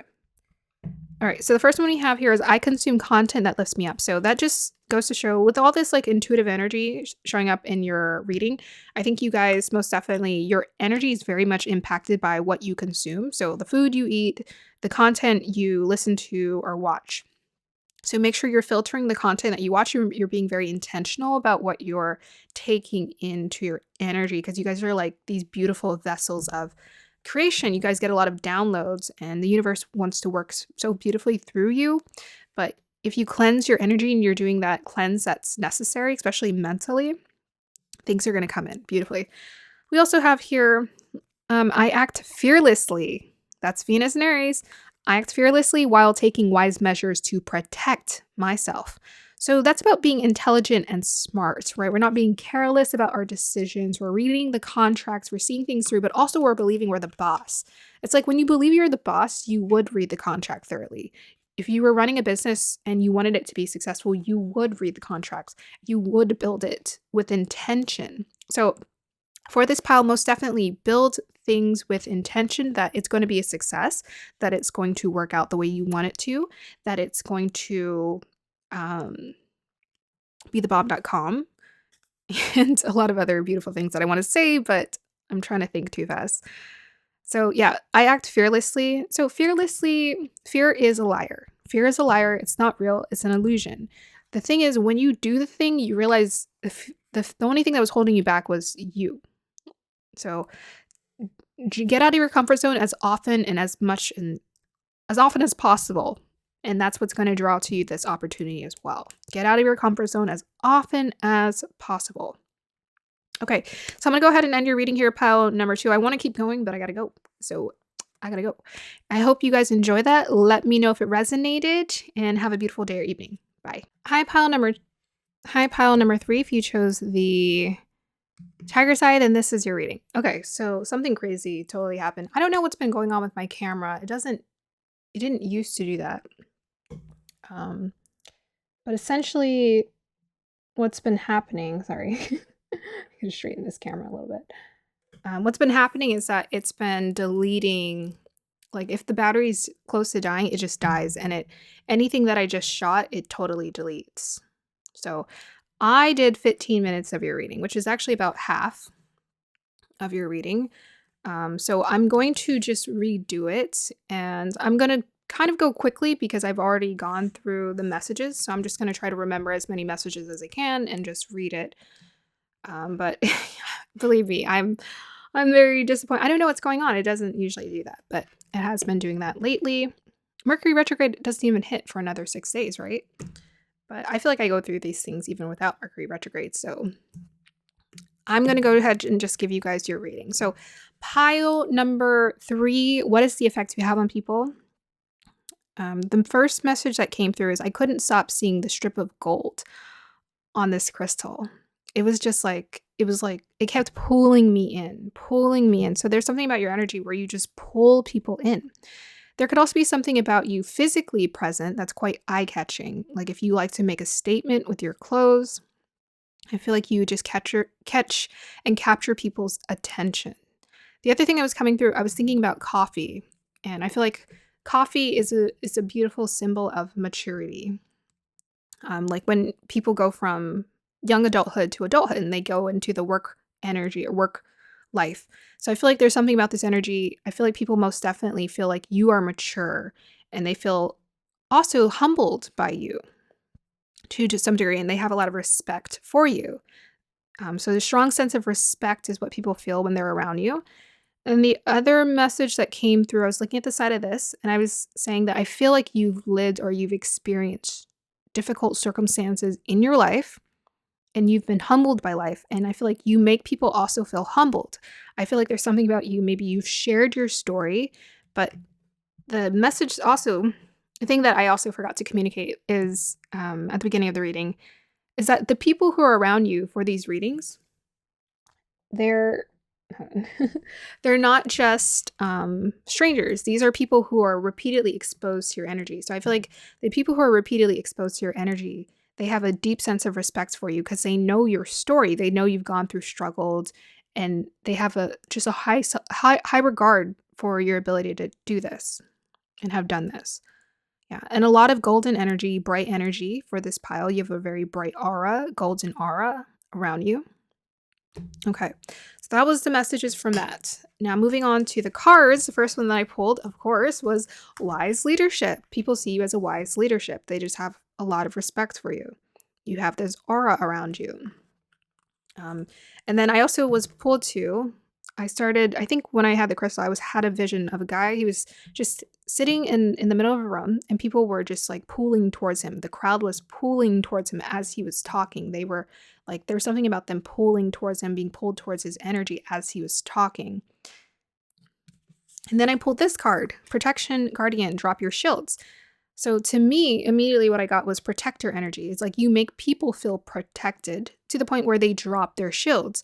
There's something about, again, in the vision where people are pulling towards this person. And I was also getting a lot of patriarch masculine energy. And I associate masculine energy with, masculine energy is very much associated with like knowledge and being in front of people, being a leader, being more of the masculine, like the penetrating energy in the world, in the universe. But I think you have this impact because you are very authentic in yourself. You make people drop their shields and feel safe enough to expose, because I'm seeing all of these colorful energies around this woman and this peacock. Oh, I didn't even notice that. Yeah, that was peacock feathers. Like you make people feel safe to be themselves and just show and reveal their true emotions to you. And then I pulled this card, which, by the way, the peacock part, I didn't note that. But yeah, you also make people want to stand into a higher, like you make people want to mature. You make people want to be bold. You make people want to feel confident because they see your example. They see how you're moving through this world. And then I pulled, was that the card? No, I pulled this. The Order of the Melchizedek, embraced by light, mission uncovered, don't give up. You make people not want to give up. I think because you've been very humble and open about your experiences. People look at you and they think, oh wow, if this person can do it, so can I. People feel like you uncovered your mission. You're this light. People feel like you are the light, and they feel embraced by your light. Then I pulled this card, which is the Crown Chakra Upgrade, Divine Connection, Holy Experiences, Miraculous Energy. And I was pulled to talking about how in movies, whenever they're showing a vision of like a bird flying. It's always very like angelic. It's always about this feeling of like your angels are around you, are supporting you. And of course, there's a loud plane flying over right now. So I think that's also your presence. By the way, I dropped this crystal and I was like, ooh, that must be your effect because it dropped and it was so loud. So there's something about, okay, the plane is literally flying right over me right now. There's something about your energy that's like, it's very impactful to people in their lives. And whether they label it as such, I feel like people will feel like they're having a holy experience or a spiritual experience when they're around you. And I'm not surprised for each of these piles, I've gotten sort of a spiritual experience because we are spiritual beings having a human experience. But most definitely, if you're watching these pick a card readings, you've accepted this aspect of yourself. And when people feel like you've accepted this aspect of yourself, they feel like they can accept this aspect of their selves as well. So people sense this, like it's kind of like a life-changing, like energetic thing.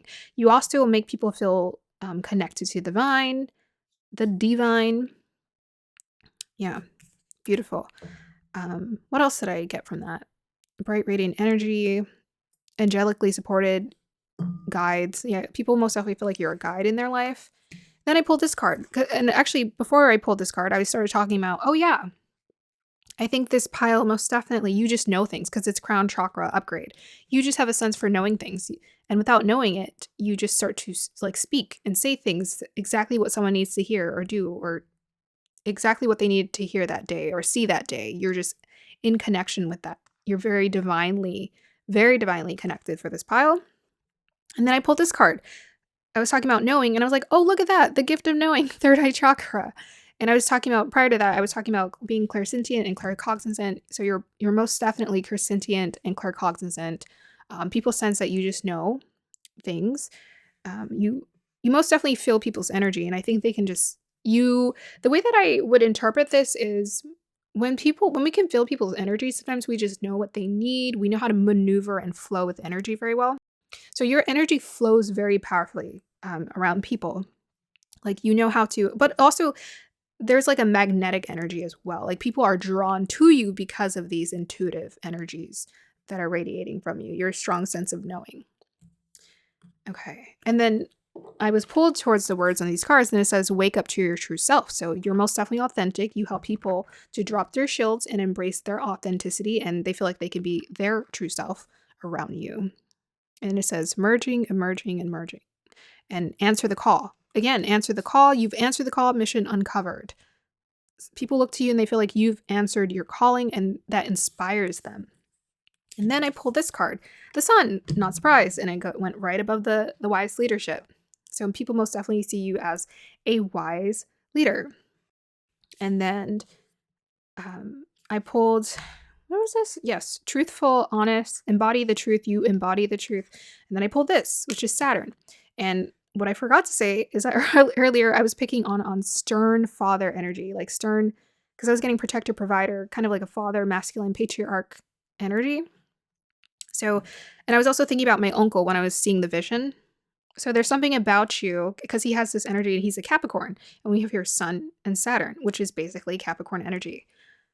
It could be Aquarius, but most definitely Capricorn energy. I mean, we have air here, so I didn't say anything about Aquarius. There might be something about both energies in your chart, Aquarius or Capricorn. So yeah, with the coffee, it makes me think of like being mature, being responsible. There's something about you that feels mature, responsible. You've taken on responsibilities. You've experienced struggle. People can sense that you've experienced struggle, but they also felt like you've learned to tackle struggle, and you've really embraced this Saturn-like energy. What is Saturn about? Saturn is about humbling us, right? Humbling us through understanding how to apply effort, hard work, patience, and discipline and structure to our lives. And I feel like people most definitely sense that from you. You are about that energy. I feel like you're also quite intelligent. We have here crown chakra, third eye chakra. You're very intelligent. You might just speak in flow, in tune with the universe, with the words that people need to hear. But most definitely it's, yeah, very, very intelligent. People respect your intellect, whether you're demonstrating it through how you live or through the words that you speak or through the words that you write, might be significant for you. That's the impact. You make people think open-mindedly, objectively, open their minds, see things differently. You help people to learn. You give people real knowledge in this world, real education about how everything works. And then I pulled this card, gossip. And I was like, oh, interesting, next to the air card. And gossip makes me, because it's blue, it makes me think of air energy. And it says here, awakens consideration for the feelings of others, honoring trust. There's something about you that's very trusting. The shadow attributes is thrives on the power of passing on private or secret information, betraying confidence. Yeah, people, I think, feel like they can actually tell you their secrets and what's going on in their life. That's how you make them feel. They just want to tell you everything that's going on in their life because they want to know, like, can you help them? Like, okay, if I tell you everything that's going on in my life, can you help me somehow? Can you enlighten me? Because you look like you figured something out. Can you help me figure it out as well? Then I pulled, oh, I didn't pull this card. And then I was about to pull this card before my thing died. And we're 12 minutes in, which is crazy because it took me 12 minutes to communicate the same message, like 3 minutes less. That's funny. Okay, so the next card we have here is Child Magical. The light attribute is seeing the potential for sacred beauty in all things, the belief that everything is possible. Wow, that's so beautiful. You know, I was wondering that because with the sun and the self-express energy, I was getting quite a bit of serious energy, but I was getting a lot of that golden aura and making people feel brightened. And I feel like in order to pull people towards you, there would have to be something about you where like you have a really easygoing nature or easygoing um, sense of humor that kind of pulls people in before you drop in like this, you know, excuse my language, badass knowledge on them. So like before you drop this knowledge on them, you maybe you kind of pull them in with this energy of like being very lighthearted and very easygoing.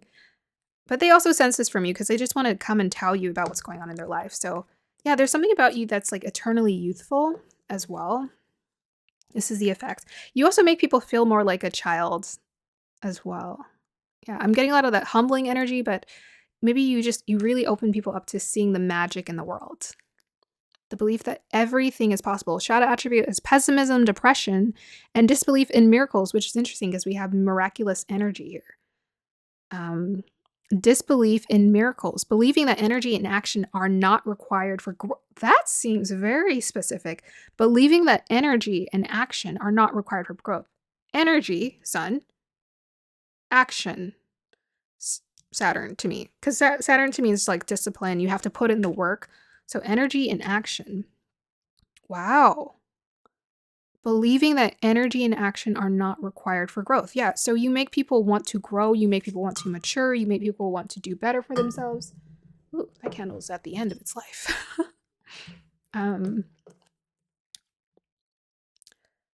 Seeing the potential for sacred beauty. Yeah, very bright aura, very, very bright aura around you. You take people out of their pessimism and their depression and their limiting beliefs into seeing and experiencing more. And like the miracles. Wow. You really are the light. You're the light. And I love that it's kind of like, it's a pink purple color, but it's above the third eye chakra, which I associate with the amethyst, which is purple. Okay. And we also have here, oh my goodness, the Holy Spirit. Expect miracles. Remember that only love is real. Miracles only will occur naturally. Spirit has your back. Wow. Okay, so when I was talking about this card the other night, I was talking about the bird and the cup. So the cup is like the emotions, the feelings. And there's something about, because the bird is like right on her throat. To me, it makes me think of like speaking your truth. You speak the truth, you live the truth, you are the truth, but you're very in tune. I feel like you're very emotionally intelligent as well. The Holy Spirit, expect miracles.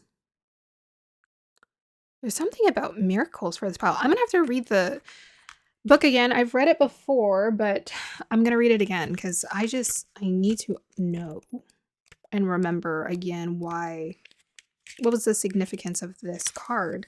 According to the spiritual text, A Course in Miracles, the Holy Spirit meditates between illusion and truth. It's the essence that allows us to move beyond the illusion of fear. Yeah. Okay, let me stop right there. So this most definitely makes me think of like Saturn is very much about our fears and struggles and learning how to push through struggles and our fears. And I was talking about with the previous pile, like fear is an illusion. It's not real. When you actually just do it, you realize you had nothing to be afraid of. the only thing that was stopping you is you. So you help people, again, it's like you help people to want to be confident and understand how to be really, like with the Sun card, like be really confident in themselves and believe you can do anything. The illusion and truth. So the illusion to me is also about the illusion of this world. This is also about awakening. This is about what is the real knowledge of this world and how it works. Breaking past these barriers of illusion that, people actually think we're here to work for money. No, that makes no sense. That makes no sense. You can't take your money with you when you leave this body.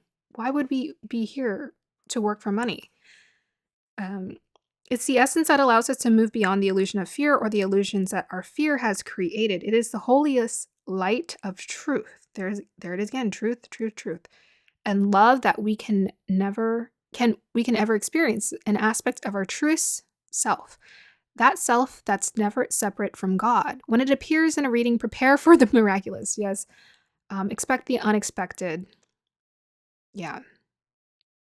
A real turnaround is possible. So people just believe in, okay, I can change my life. So I was looking at this candle and it was going out and I was like, it's at the end. I think sometimes people, they get to that point in life where they're like, okay, I kind of give up, or I just don't believe in myself anymore. I don't believe in anything. And then you come into their life, or you're in their life and they realize, oh, I believe now. God is real. Angels are real. There's like something about this miraculous, like your vibration is quite high, or it can be quite high. And you turn people's like vibration, you raise it up there. Just being around them. Where was I? Leave behind thoughts, memories, and feelings that are no longer serving you, and remember the love that you are. Move into your heart and allow that love to shine into the world. Yeah, and I was literally seeing a vision. I'll just be honest. Like I was seeing someone who grew up in like very chaotic circumstances, who grew up like sort of like trailer park, because that was just my imagination, my stereotype imagination. They grew up like in a trailer, chaotic, like on a like. Okay, I just forgot the words. Oh, my candle just went out. But like they grew up on a trailer, like in a trailer park where they had very limited resources. Life was super chaotic. Family was just not present, not there at all. And yet this person still somehow learned how to be the boss of their life, not let their emotions run amok, and rule over and make decisions for who they are. And as a result, I think whatever you do, how you live your life beyond your energy, people most definitely feel like you are the truth, like you live by the words that you've created. So I think you are, for this pile, you may actually be quite successful at something as well. And they really, really respect this. But energetically, it's quite powerful here. Okay, yeah, you make people believe, okay, I can change my life. I can do something different. I can build. I can be who I want to be. All right. Let's see what the guides, want to say. So I pulled a tea leaf oracle card for every pile on like what they need to work on. The only numbers we have here, I think, is 2 and 3 and 1 and 4, which adds up to 5, which makes me think of Leo and leadership for sure. 4 is about being grounded. I think you guys are very grounded in this pile, especially with that Saturn energy. 1 is about you. 5 is about change. I think I might have saw 555 on the clock when I was doing your reading. So this is a pile who has embraced a lot of change. Like this to me feels like a Pluto transformation for this pile. It's like the way you've gained your wisdom and your leadership is you did a 180. Like you've been at the lowest of lows in life and you've turned it around. And maybe some of you have a story that does feel quite miraculous. And most definitely this is confirmation to keep sharing this with this gossip and air energy. Most definitely share this with people so that they can believe in miracles. Okay. 2 is about connection. You're very, like, people feel very connected to you. Very drawn to your energy. Very, yeah. 3 is about expression. There may be something about the way that you, whoops. Oh my gosh. Okay. Okay. There may be something about the way that you express yourself that people find particularly inspiring. Because we have self-express with the sun. Sun, we have this energy that feels very expressive, a lot of emotions with this. Protect your shields. Oh yeah, and the peacock is about standing out. Yeah, you guys most definitely stand out this pile. Okay, so let us find out what can pile 3 work on, guides. Be guided to work on more of, guides. Oh my god. We got here love. And we have goldfish. And broken ring, parting ways in either romance or business. Okay. Well, for some of you may be experiencing an ending, you know, with the candle going out. An ending and parting ways of either a relationship or some kind of dynamic with someone else, right? Or maybe you're just leaving behind a chapter. Well, this is what's next for you. Love. Most definitely divine love. But it can also be all sorts of love. And we're going to get more with the tarot here. And we have here increase in material or spiritual growth. And I feel like it's going to be both. You guys have such a golden aura around you. Funny that you have the goldfish for your reading. And love, I mean, that's so pure and beautiful.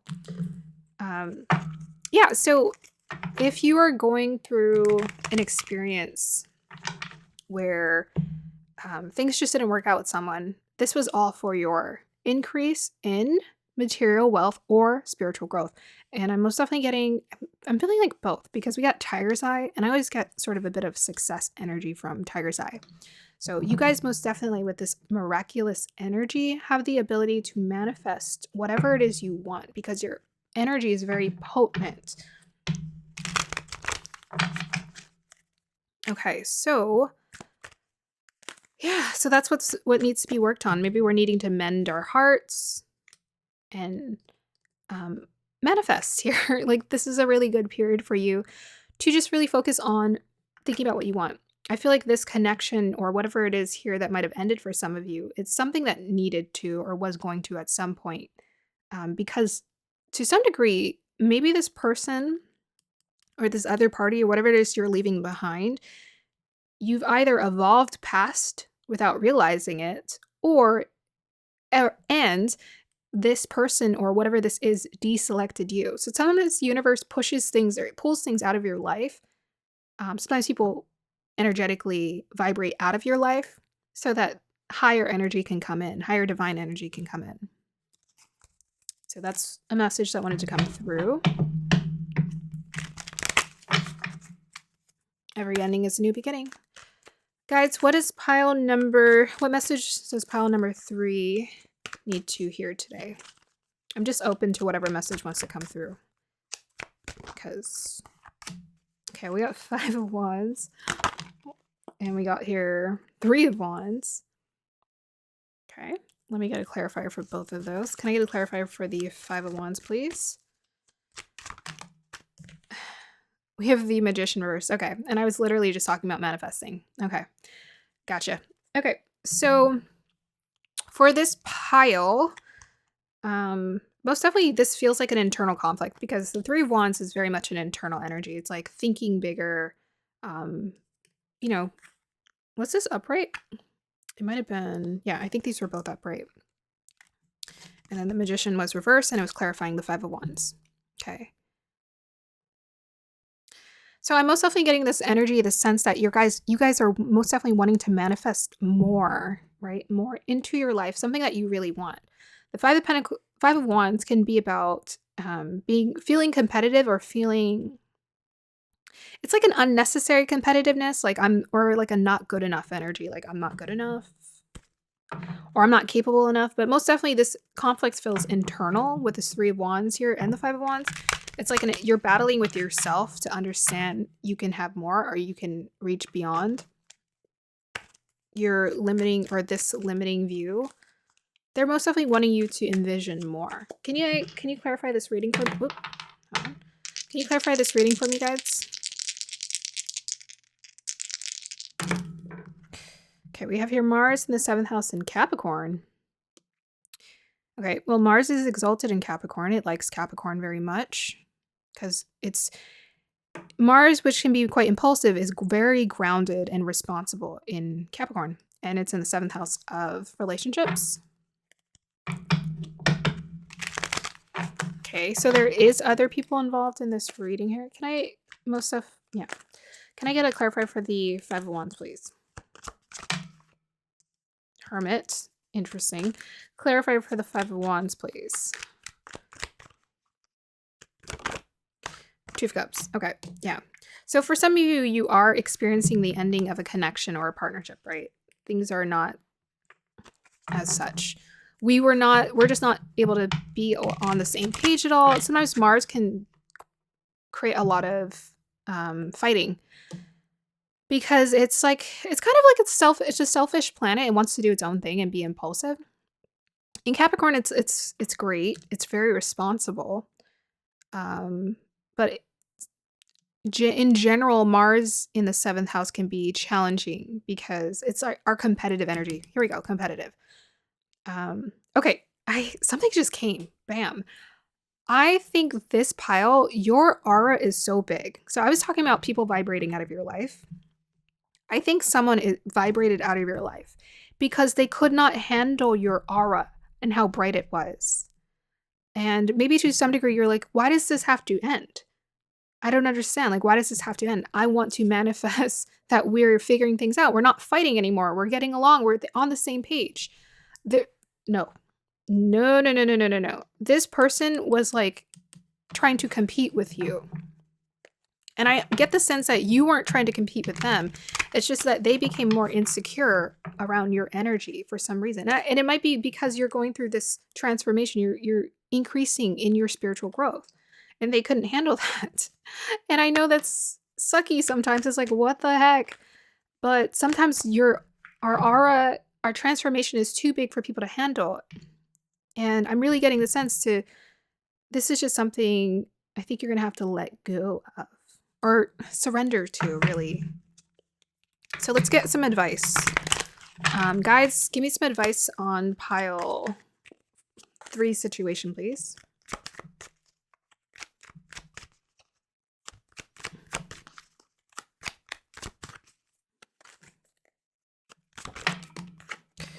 Okay. We have 7 of Cups. 4 of Cups. Oh, interesting. Both of those cards actually are quite positive when they're reversed, because it's about seeing resources that are available and being realistic, not being too lost in fantasy worlds or lost in an illusion of what isn't. Tell me more, guys. Okay, just like through those cards. Lovers and the Tower. Yeah, so earlier I was saying that the candle went out, right? It went out with this pile. So this is an end of a cycle for you. To me, this feels like confirmation. Let it go.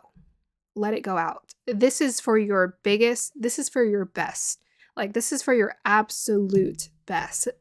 So anyone in this pile, if connections are exiting out of your life, this is for your absolute best, because you're going through a transformation. Unfortunately, the painful thing about the Tower card upright is like, it's a painful transformation because it's like, we weren't asking for this, but energetically you were asking for this, because energetically you're asking to evolve. And sometimes the universe just, they're like, oh, you want to evolve? You want miracles to come in life? You want like a connection that feels real, genuine, loving, and kind? All right, we're going to have to take all of these things out of your life so that we can make space for new, beautiful experiences.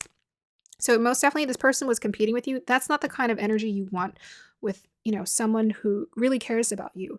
You have this bright aura about you. This isn't something that you should be ashamed of, that you should hold back on at all. This is something it's part of your energy. You need to embrace this. You need this. This is your gift to the world. We need your gift to the world.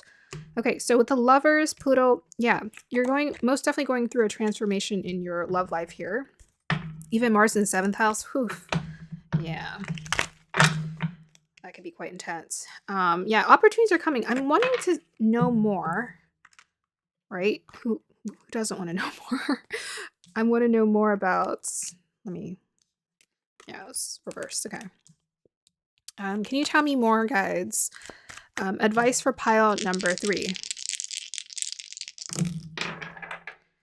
We have here Sagittarius, 4th Saturn. Okay, so they definitely, with this Hermit card and Saturn in the 4th house, now's a really good time to get into our mind and rewire and re-hardwire things a little bit differently. And they want you to embrace a Sagittarius-like mindset. So this to me is the 3 of Wands. For some reason, I feel like they're like the same energies. It always comes when I roll Sagittarius.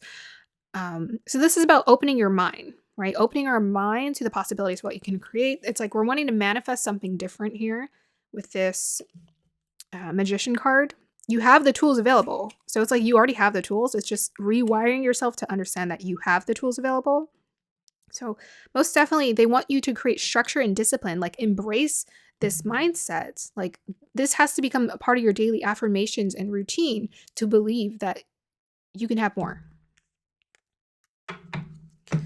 Sagittarius is about venturing out. It's about more. It's about learning more, embracing more. It's about being optimistic. Tell me more, guides, for pile number 3. What do they need to hear? Okay, we got here Jupiter. You guys have like a super bright aura. Like you guys can just, I think this is why your transformation is sort of painful. It's because your energy is quite powerful. So it's removing blockages that maybe you haven't even seen as blockages. I just saw 333 on the clock. Look at that, surrender came out. Yeah, and Jupiter as well, like Pisces, Jupiter, surrender. You're removing blockages. Blockages are being removed from your life because your energy called for it. You may have not had to even say anything and be like, guides or God, please remove these blockages from my life. They just knew. Because energetically, they know that you're about uncovering your mission. Maybe you've also just uncovered your mission as well. And this is why you're going through these very uncomfortable growing pains. Okay, tell me more about the Wheel of Fortune, please. Okay, one more card. World card. Look at that. Endings and beginnings. So, yeah, we're kind of still stuck in the loop here. They want you to get out the loop with that World card reversed. Get out the loop. Anything else they need to know, guides? Page of... Okay, yeah. So Page of Pentacles reverse. So we're procrastinating a little bit. We're procrastinating, to do the work, to create this change. Like do whatever you need to do to end this cycle. So maybe for some of you, energetically, this connection has ended. I need you to take a moment to reflect. I'm not telling you to end your relationship. Take a moment to reflect on, is this connection serving you? Is this connection serving you? It may even be something like it could be a job, right? Because we have here business or romance. It could be a job that you've done. You put a lot of effort and energy into. It used to feel like a 2 of Cups. Now it's a 2 of Cups reverse. There's a lot of competitive energy around this thing. And now it doesn't feel like love anymore. And you want to be the leader, be following your mission. Energetically, you're creating this, you're aligning with this energy in your life. But now we have to kind of do the work. So to me, this is about taking action with this Page of Pentacles. It's reverse. So you need to take action towards your desire. So this might be like, if you're resigning, just sit for a moment and meditate on it, maybe for a week, and think about, I just saw 555 on the clock. Yeah, this group, you're going through change. It's like a disruptive change. And I saw 555 earlier too. So you're going through like a disruptive change, but it's the change for the better. And it can be fortunate. It is fortunate. It is a Wheel of Fortune, but you need to surrender to this experience. So surrender, let go, allow the change to happen, and this cycle to officially end. Because with that candle going out, it's supposed to end. And you need to maybe just like take that little bit of courage. With that Sagittarius, they're about being like a little bit of a warrior. They're about being courageous as well.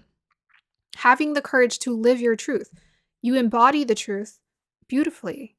And that's the energy you give. But most definitely, take the steps, the physical action steps you need for this new cycle to enter into your life so that the guides can bring you what you've been desiring. Okay, so give me an affirmation that pile number 3 needs to hear, guys.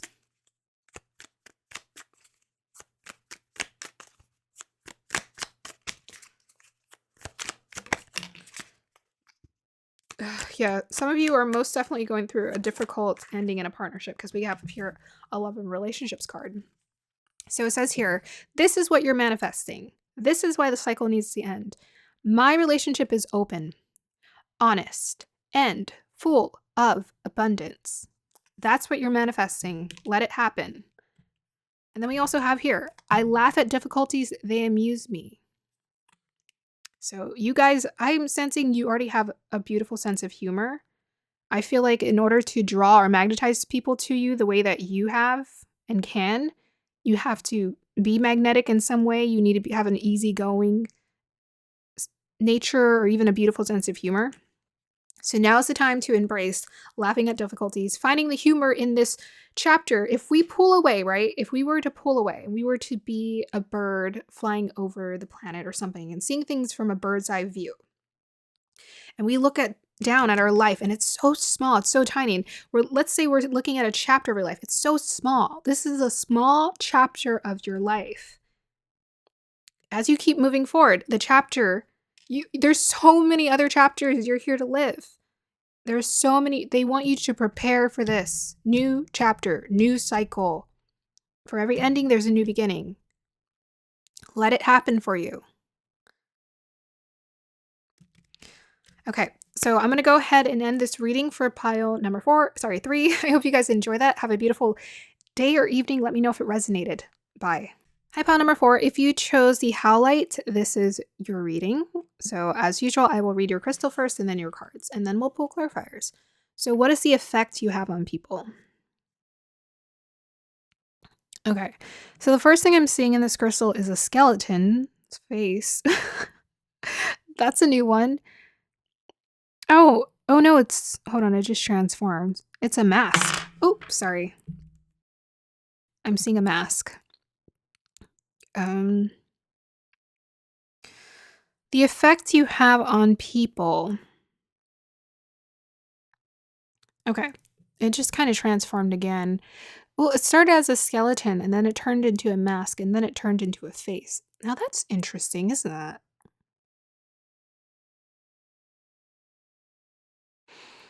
That transformation can signify growth or layers. It's more like layers.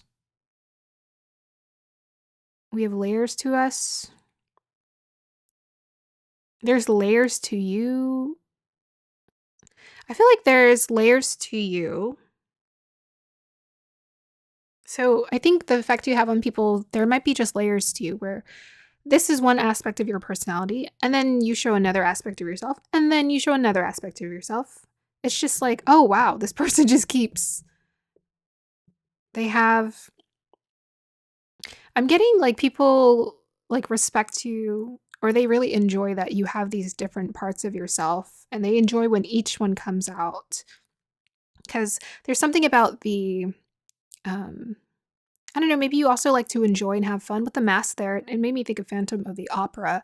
So there's something about like when they wear the mask, they wear it to a ball. So it's something about like having fun and enjoying yourself, but then also you're willing to have fun and be a character, but you're also willing to be yourself and be like the naked version of yourself as well and be honest about who you are. So there's also like an unveiling too about you. There's an unveiling. I feel like I feel like this is when people really get to know you. Whoops. So like what I told all the other piles is the effect you have on people, this isn't just strangers. Most likely, most of these energies that are coming in these readings are coming from people who are re-exposed to your energies. So I feel like for this pile, you expose yourself in layers. You know, you're slow to warm up. But when people really get to know you, they really enjoy you for who you are. and they really see you for who you are. I feel like you're not really hiding anything, but there are just layers to you. And it takes a minute to cut through those layers. And I don't even feel like there's a cutting. It's more like an unveiling. And the unveiling to me, it's like opening a present. It's like, oh, look, wow, this person has this going on too. And then they have this going on too. So it's like there's just a depth to you, a beautiful depth to you. And people appreciate this.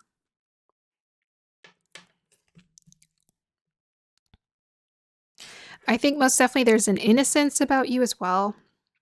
Not surprised I'm getting that with the howlite. It's the feeling of the lightness, and it looks like an egg as well. Something sweet and innocent about it. Even when it drops, it sounds sweet. So I feel like you guys have a sweetness and innocence, a purity to you for sure. So your effect on people, it's like, let's say if they've gone through like really dark experiences in their life. I feel like when they're around your presence, they're like, wow, this person's so sweet, and kind and pure-hearted that now my problems just don't matter anymore. Or they might even be hesitant to share that part of themselves because in your presence, they just want to be happy and positive. It's like a child. It's like being around a child. Like, oh, don't say that around the child. Don't say that around that person or the child. You don't want to, what's it like? What's that? Not toxicity. I mean, toxicity might be involved too, but it's like you don't want to corrupt. You don't want to corrupt this sweet person here. So I feel like when people are around you, they feel more tapped into their innocence and their inner child as well, their purity as well. And because a lot of the problems that we go through, these like Saturn-like experiences, it can make people very pessimistic at life, but at the same time, it's a story. It's like layers that we built upon ourselves that are kind of unnecessary. I mean, because the energy feels like really quiet, I feel like you do keep to yourself quite a bit. But your energy is very comforting around those who are around you. That's the effect you have on them. Yeah, I feel like people don't really want to talk to you about their problems because it's not because you wouldn't be accepting of it. It's just like they don't want to mess up your vibe. They're just like your vibe is just really good and sweet and clean. I don't want to like mess it up somehow. So I feel like people feel that way about you. I don't want to mess up your vibe. What else? Something about, oh my gosh, has it really been 7 minutes? What the?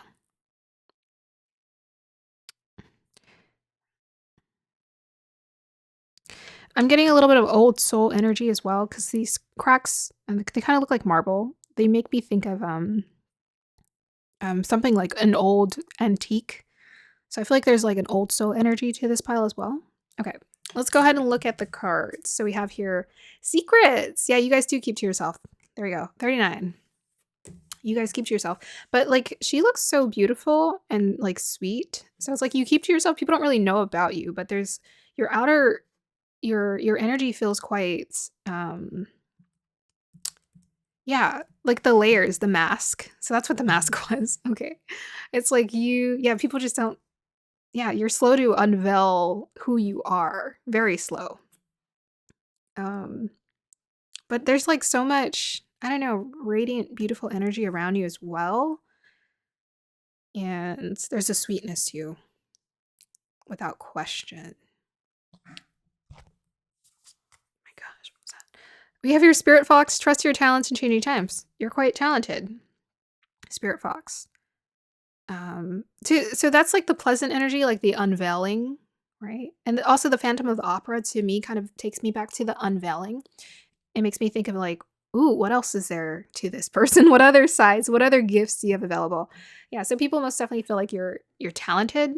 And I'm getting like really like when they see your talents, it really surprises them because I feel like this woman, she feels like a star 'cause she has all these stars around her. It's like you're a star, you're a star, closet star. It's like you have this star energy, but it's like it's so encased. I feel like you're also quite protected by your angels for this pile. Like your spirits, your energy was meant to be kept quite innocent because this is just what you're here to experience in this lifetime. It's like an innocence so that you can like keep this pure, rich inner world. It's like without this pure, rich inner world, um, people wouldn't be able to access the pure richness of your energy. Yeah, you guys are I'm getting very protected. It's not like you're trying to be secretive. It's just it's part of your nature, but it's just a part of your destiny is what I'm getting. It's like you're not really meant to be exposed to a lot of mm, corruption of the world because your mind is meant to be really pure and clean and cleanse so you can offer this to people. What else do I get? The fox is quite intelligent as well. Yeah, there's an intelligence about you. And I always feel like foxes are alone. They're also kind of mystical to watch as well. We have them around here. You don't see them too often. Or is that a coyote? No, it was a fox, I'm pretty sure. Okay, let's go ahead and move forward. I might come back to that one. We have here star gathering, stars aligned, remembering home, soul, family. How would I translate that to presence? Or the effect? Oh, okay. It's, I feel like you guys attract very specific people to you with this star aligned, remembering home, soul, family. It's because of like the purity. So again, it's like the pure energy. It's like I feel like you guys don't have a lot of friends. I feel like you don't have like a lot of people around you and you're not meant to because you're meant to attract very specific people in your life that are here to support you. So it's like you tend to attract people who actually help you, like really help you or help you grow in some way or who are like angels to you. You know, because okay, let me just share this. So, most definitely I did grow up in some chaos with my family. But if I'm being totally honest, my parents are like guardian angels. They're incredibly supportive. Like they're there for me when I need them. Even though they have some things to work on, they're always there for me. And I always think of them as my guardian angels. Even I just like my best friend, she's like an angel. There's something very angelic about her. And my sister too. She's like an angel in my life too. And I don't know. I That's what it feels like. It's like you attract a parent here, a sister here, a friend here, and all of these people are like part of your soul family. So the people who you have an effect on, by the way, because I'm most definitely getting like these are your soul tribe, your soul family, and your family. They feel very connected to you on a deep soul level, and they are your soul family. You tend to attract people who are your soul family. And I just saw 1, 2, 3, 4 on the clock. We have your Libra, clarified by Virgo. What the heck? So maybe you're a Virgo Libra cusp? I'm a Virgo Libra cusp. Well, no, I'm not. Well, if you follow Vedic astrology, well, okay. Let me not talk about myself here.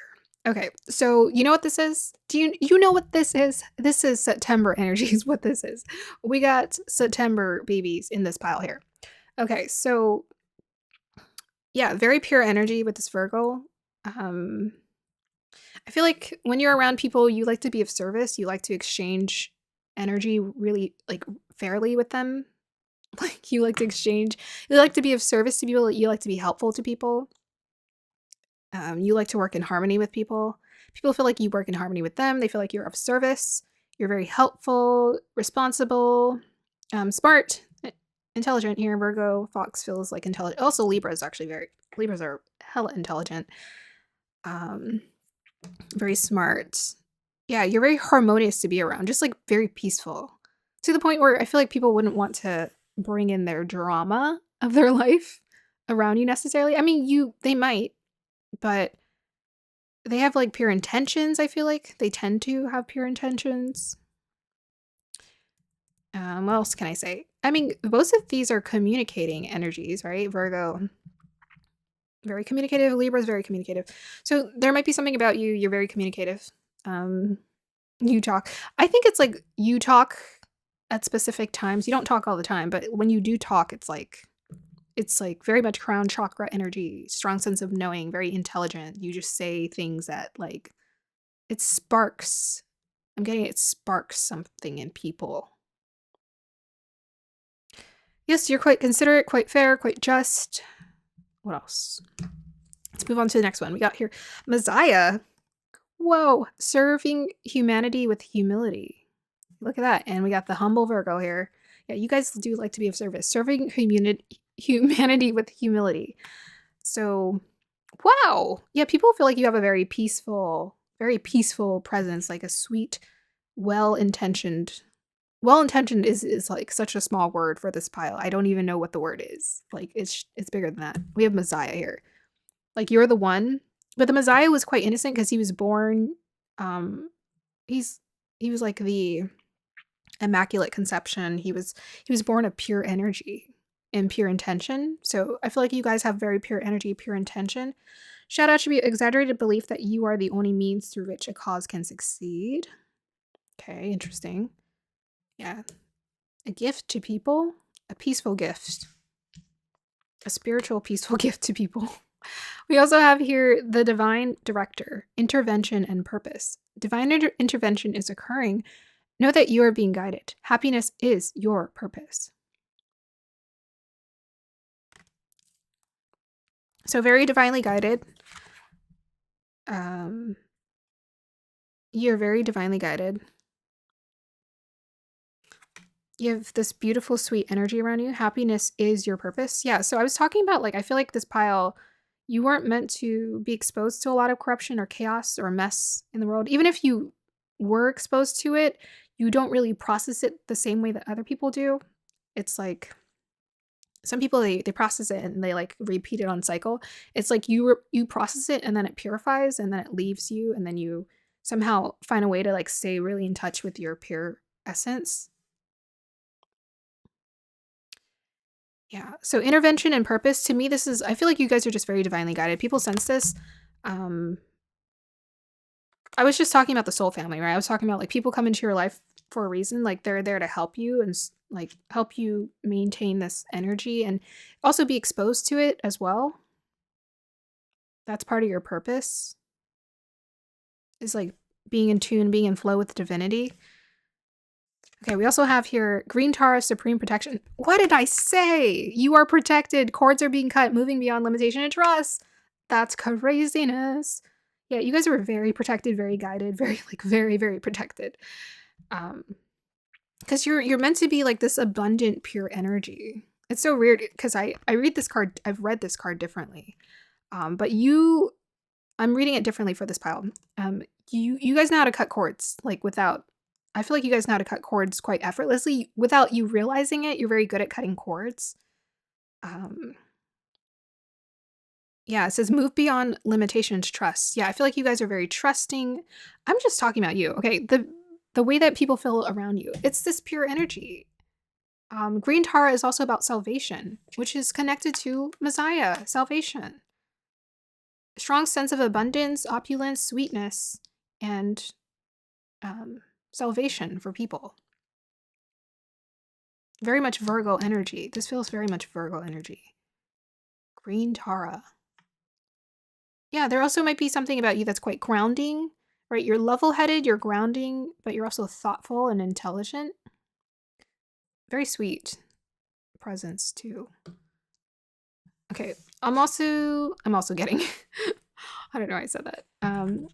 Next we have here is 15, the gift of gratitude, heart chakra. Yeah, you guys are very pure. Look at this. We got the plumeria flowers. It's about purity. It's a representation of purity. Very pure souls. For this pile, you guys are very, very, very pure. Again, this is like Virgo energy, earthy. She's wearing like no makeup, like her, like very, Virgos are, they can be anyways. No makeup. Just all natural. Yeah. Yeah, very natural. So something about you that's like, When people are around you, the effect you give, it's very natural. It just feels very easy and natural. And the gift of gratitude, I think you help people to feel grateful for life because I think you are grateful for life. I think you reflect on, oh, okay, I think you guys just have like a sort of optimistic um, vibe to you. And you make people feel like, oh, like very optimistic. Like you, versus people, I feel like people have a tendency to complain. Oh, I talked about this already, but we'll talk about it again. But you're not really focused on that. You're focused on like staying very positive and abundant in most definitely energetically abundant in life. You're not caught up in complaining and focusing on the woes of life. You want to be happy. And I feel like you have a very rich inner world, like happy in your own world, but you also connect with the world too with this Libra energy. You work in harmony with other people. And you're here to serve. Like you understand the exchange of energy and how important it is. So with number 15, okay, 5 is about the heart without question. I feel like you guys also have a really interesting fifth house. You might be quite creative or Leo energy in your charts. We have one that's you're creative, you have a very open heart, sweet heart. And then 1 and 6, I always do that. 1 and 5 add up to 6, which is about harmony, nurturing energy, and following your heart. 3 is about expressing yourself. 9 is about, I want to say is that about growth? Okay.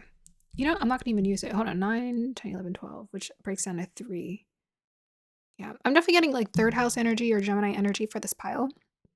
Because the fox and the talents makes me think of like a activated third house. I feel like third house is quite a talented house because it's where you explore your hobbies and your interests. And you have the ability to do a lot of different things, quite talented at different things. Okay, let's go ahead and pull some clarifiers. Guys, what do you want me to know about pile number 4?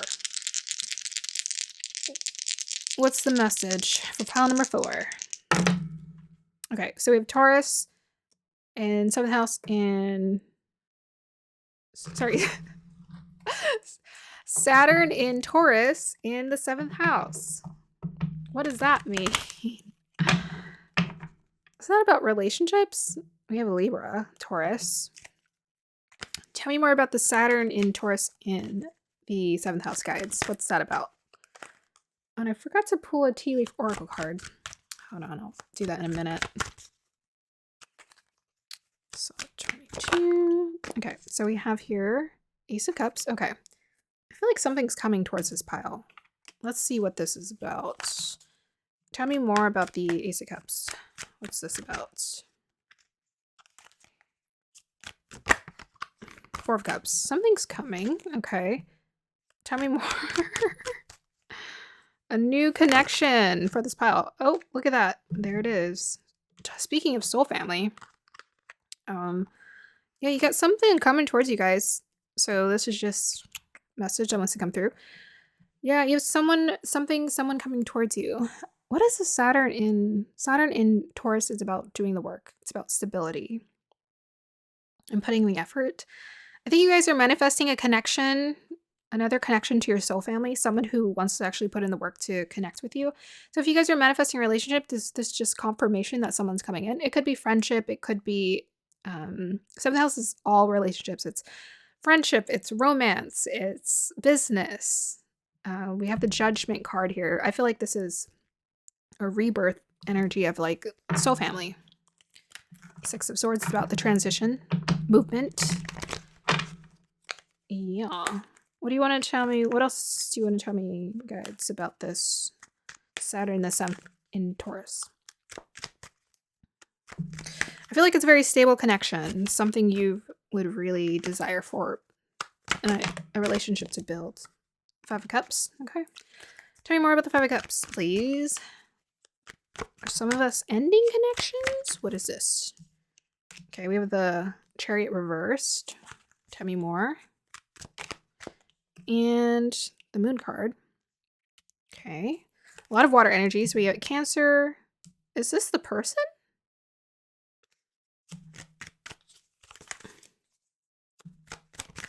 Tell me more about the moon card.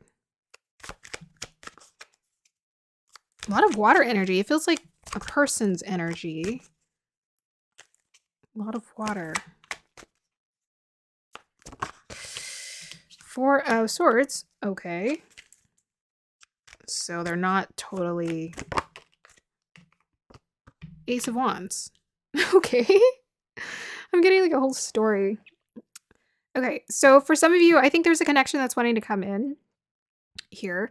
It's like a little, the energy is a little bit weird around it. So you're most definitely not aware of this person with this Four of Cups. You don't even, I don't think you know them. I mean, it's a new experience. It's a new bond. It's wanting to formulate. I feel like this person is this Five of Cups, Chariot reverse, moon card. I think this is their energy.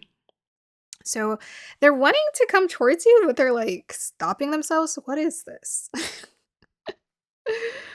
Okay, so this story I'm getting is like this person is like most definitely hesitating. They're in their feels. Like they're in their own head about moving towards you. Because we have the Chariot reverse, so that's halted progress. They're like, oh, what do I do? And then we have your moon card.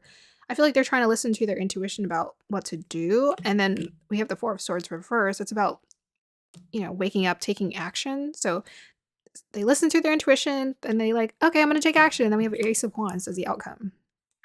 Is like, okay, I'm coming. This is like a new, so like there's a new connection that's wanting to come towards you guys. Most definitely feels like a soul family connection here. Could be any of the sorts, but I think this person is quite sensitive, quite pure. Yeah, just like you, like quite pure, quite sensitive. They're hesitating to come towards you. Why? I don't know. Anything else you want to tell me about this Ace of Cups, this Ace of Wands, new bond that's wanting to be created, guys? Anything else? Page of Swords. Okay. And the Queen of Cups. That's you, probably. Because I feel like you're pulling them towards you. Your energy is very magnetic. Six of Pentacles, yeah. Okay.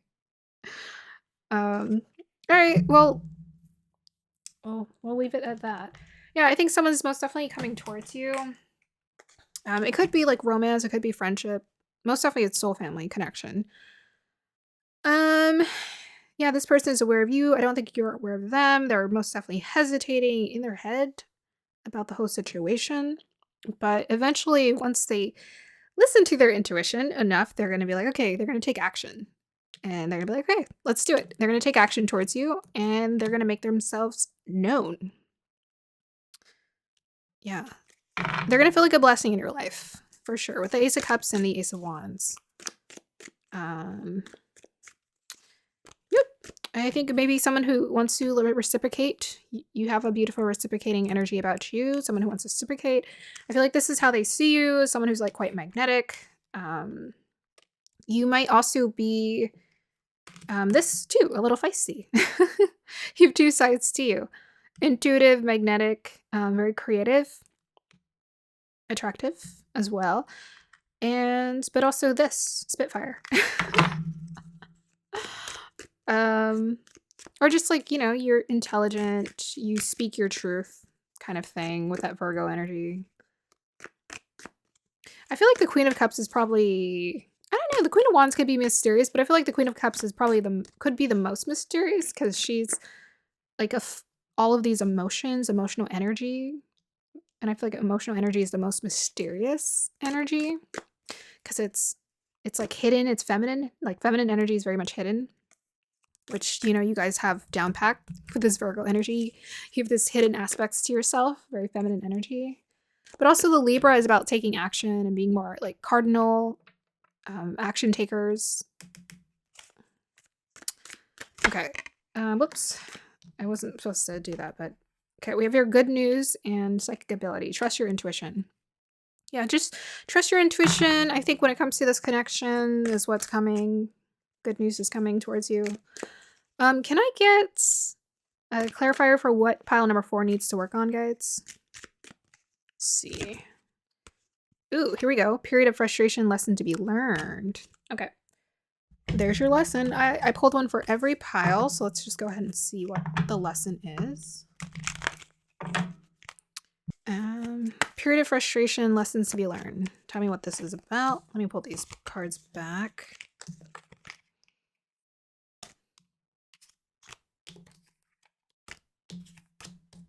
Yeah, looks like someone who wants to offer you an opportunity as well. I mean, it's a connection. We got Ace of Cups. That was the first thing that came out. They want to connect with you. They want to connect emotionally. They want to form a bond. Ace of Wands could be about attraction. It could be physical attraction being known. Yes. Can I get clarifier for the funnel energy, please? Oopsie.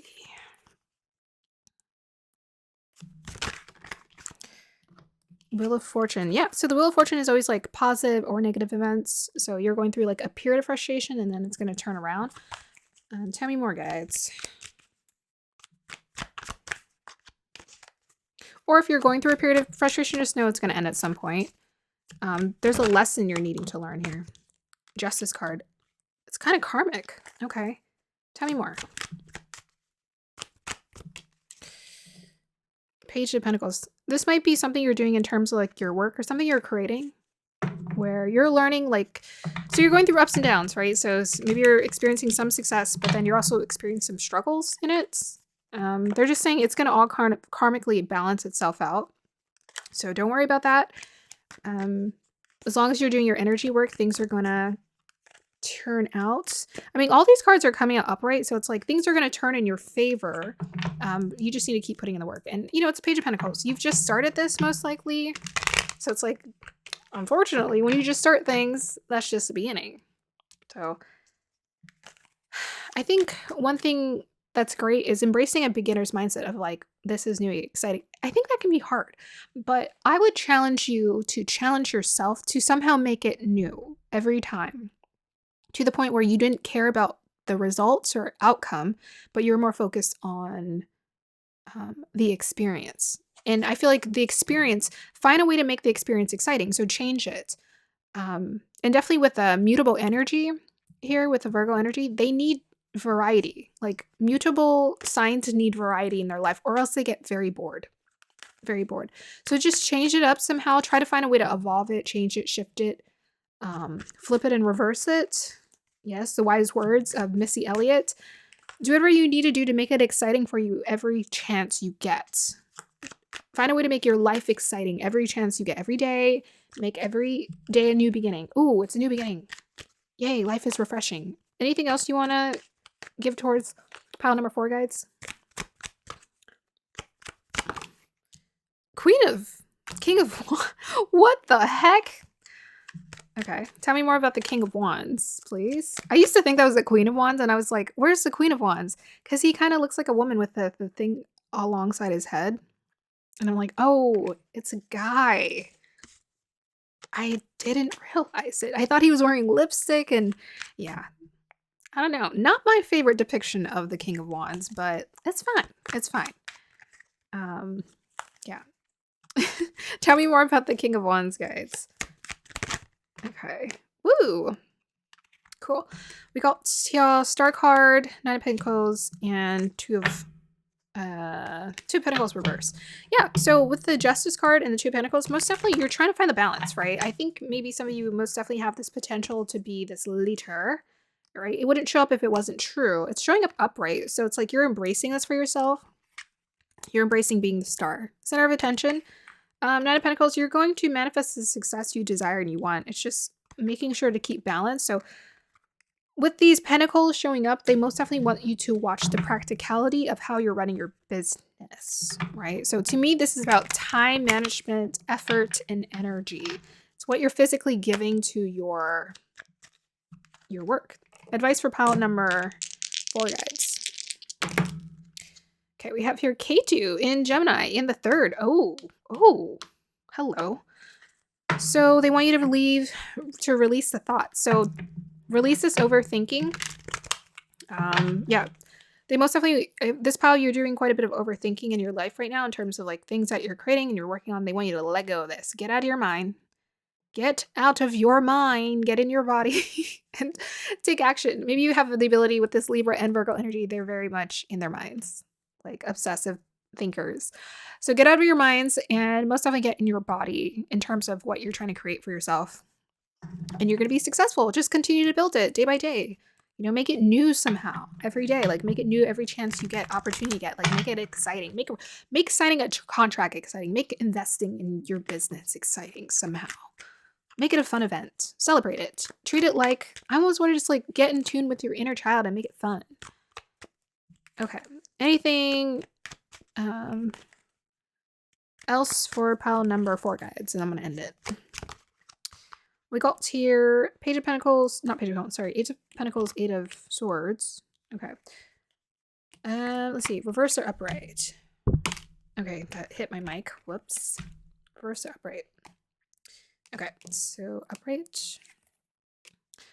Yeah, so you guys are manifesting success. Like you guys are manifesting like tangible wealth opportunities to come towards you. It's going to come towards you, but they need you to release the thinking and the thoughts and the overthinking because this is what's slowing it down for you. Yeah, with this 8 of Swords, it came out reversed. So it's like, you're going to figure out how to do it, but just continue to do affirmations, rewire your thinking, but they want you to like, yeah, get away from that with a South Node. Can I get an affirmation for pile number 4 guides? Yeah, with the Wheel of Fortune, things are going to turn karmically. If you guys are worried about things not working in your benefit, they will work in your benefit, but you really need to do the work to release this mental energy here. Do things that are a little bit distracting is another advice I want. Like, just go do like weird things. Like, I don't know, you can watch a movie, or I don't know if that's distracting. Just go live life. Don't become such a workaholic. Or like an overthinker workaholic. Okay. Affirmations. You're going to get the results you want. Okay. There's opportunities coming towards you. There's something coming towards you here. Yeah. Oop. Okay. Affirmations that pile number 4 needs, guides. Okay. We'll take that. All right. So we have here, I go the extra mile and nothing is out of my reach. All right. Go the extra mile. So, when it comes to going the extra mile, this sounds a little bit of workaholic energy. The way that I would shift it so it's like a little bit more positive for you is love what you're doing so much you don't care if you put a little bit of extra time into it, or if that's what it takes. Love it so much that you're willing to go the extra mile. So if you're not willing to go the extra mile, you don't love it enough, which means something needs to shift and change. The approach, perhaps, the job, the thing you're doing maybe has to change. Because I find when I'm very passionate about things, I will go hella miles, okay? Like, I don't care because I'm having so much fun. I see my body as my best friend. Make sure you're eating right and eating healthy, eating what's good for you. Taking care of your body, being in tune with your body. Definitely with this 2 of Pentacles, be in tune with your body, take care of your body. Things are a little bit unbalanced there. And it says here, I honor my worth. All right, so what is your worth? Pile number 4, that's the question. What is your worth? That's a trick question. You're priceless. Yeah. So I need you to remind yourself every single day how priceless you are, and nobody could possibly afford your amazingness and your brilliance and your energy, but you offer it anyways because you're a part of the experience and you want to be here to be a part of the experience. That's why you offer it, and not any other reason. Okay, so yeah, intuitively, as things are coming in for you, you got good news and a lot of good opportunities coming towards you. As things are coming towards you, you'll intuitively sense for it, so just trust your instincts. And you'll also know who to trust as well. Just trust it, because I was picking up from this pile, you have a tendency to attract people who are necessary in your life. So if you've ever felt like I'm alone and I feel alone, it's because you're not meant to be. You're meant to attract very specific people to you. Only people who have like the purest intentions when it comes to helping you obtain your goals and your desires. And family, yes, they can be very karmic, but let's be honest, without the karmic struggles of family, would we learn anything? Okay, so I'm going to go ahead and end your reading here. Pile number 4. I hope you guys enjoyed that. Have a beautiful day or evening. Let me know if it resonated. Bye.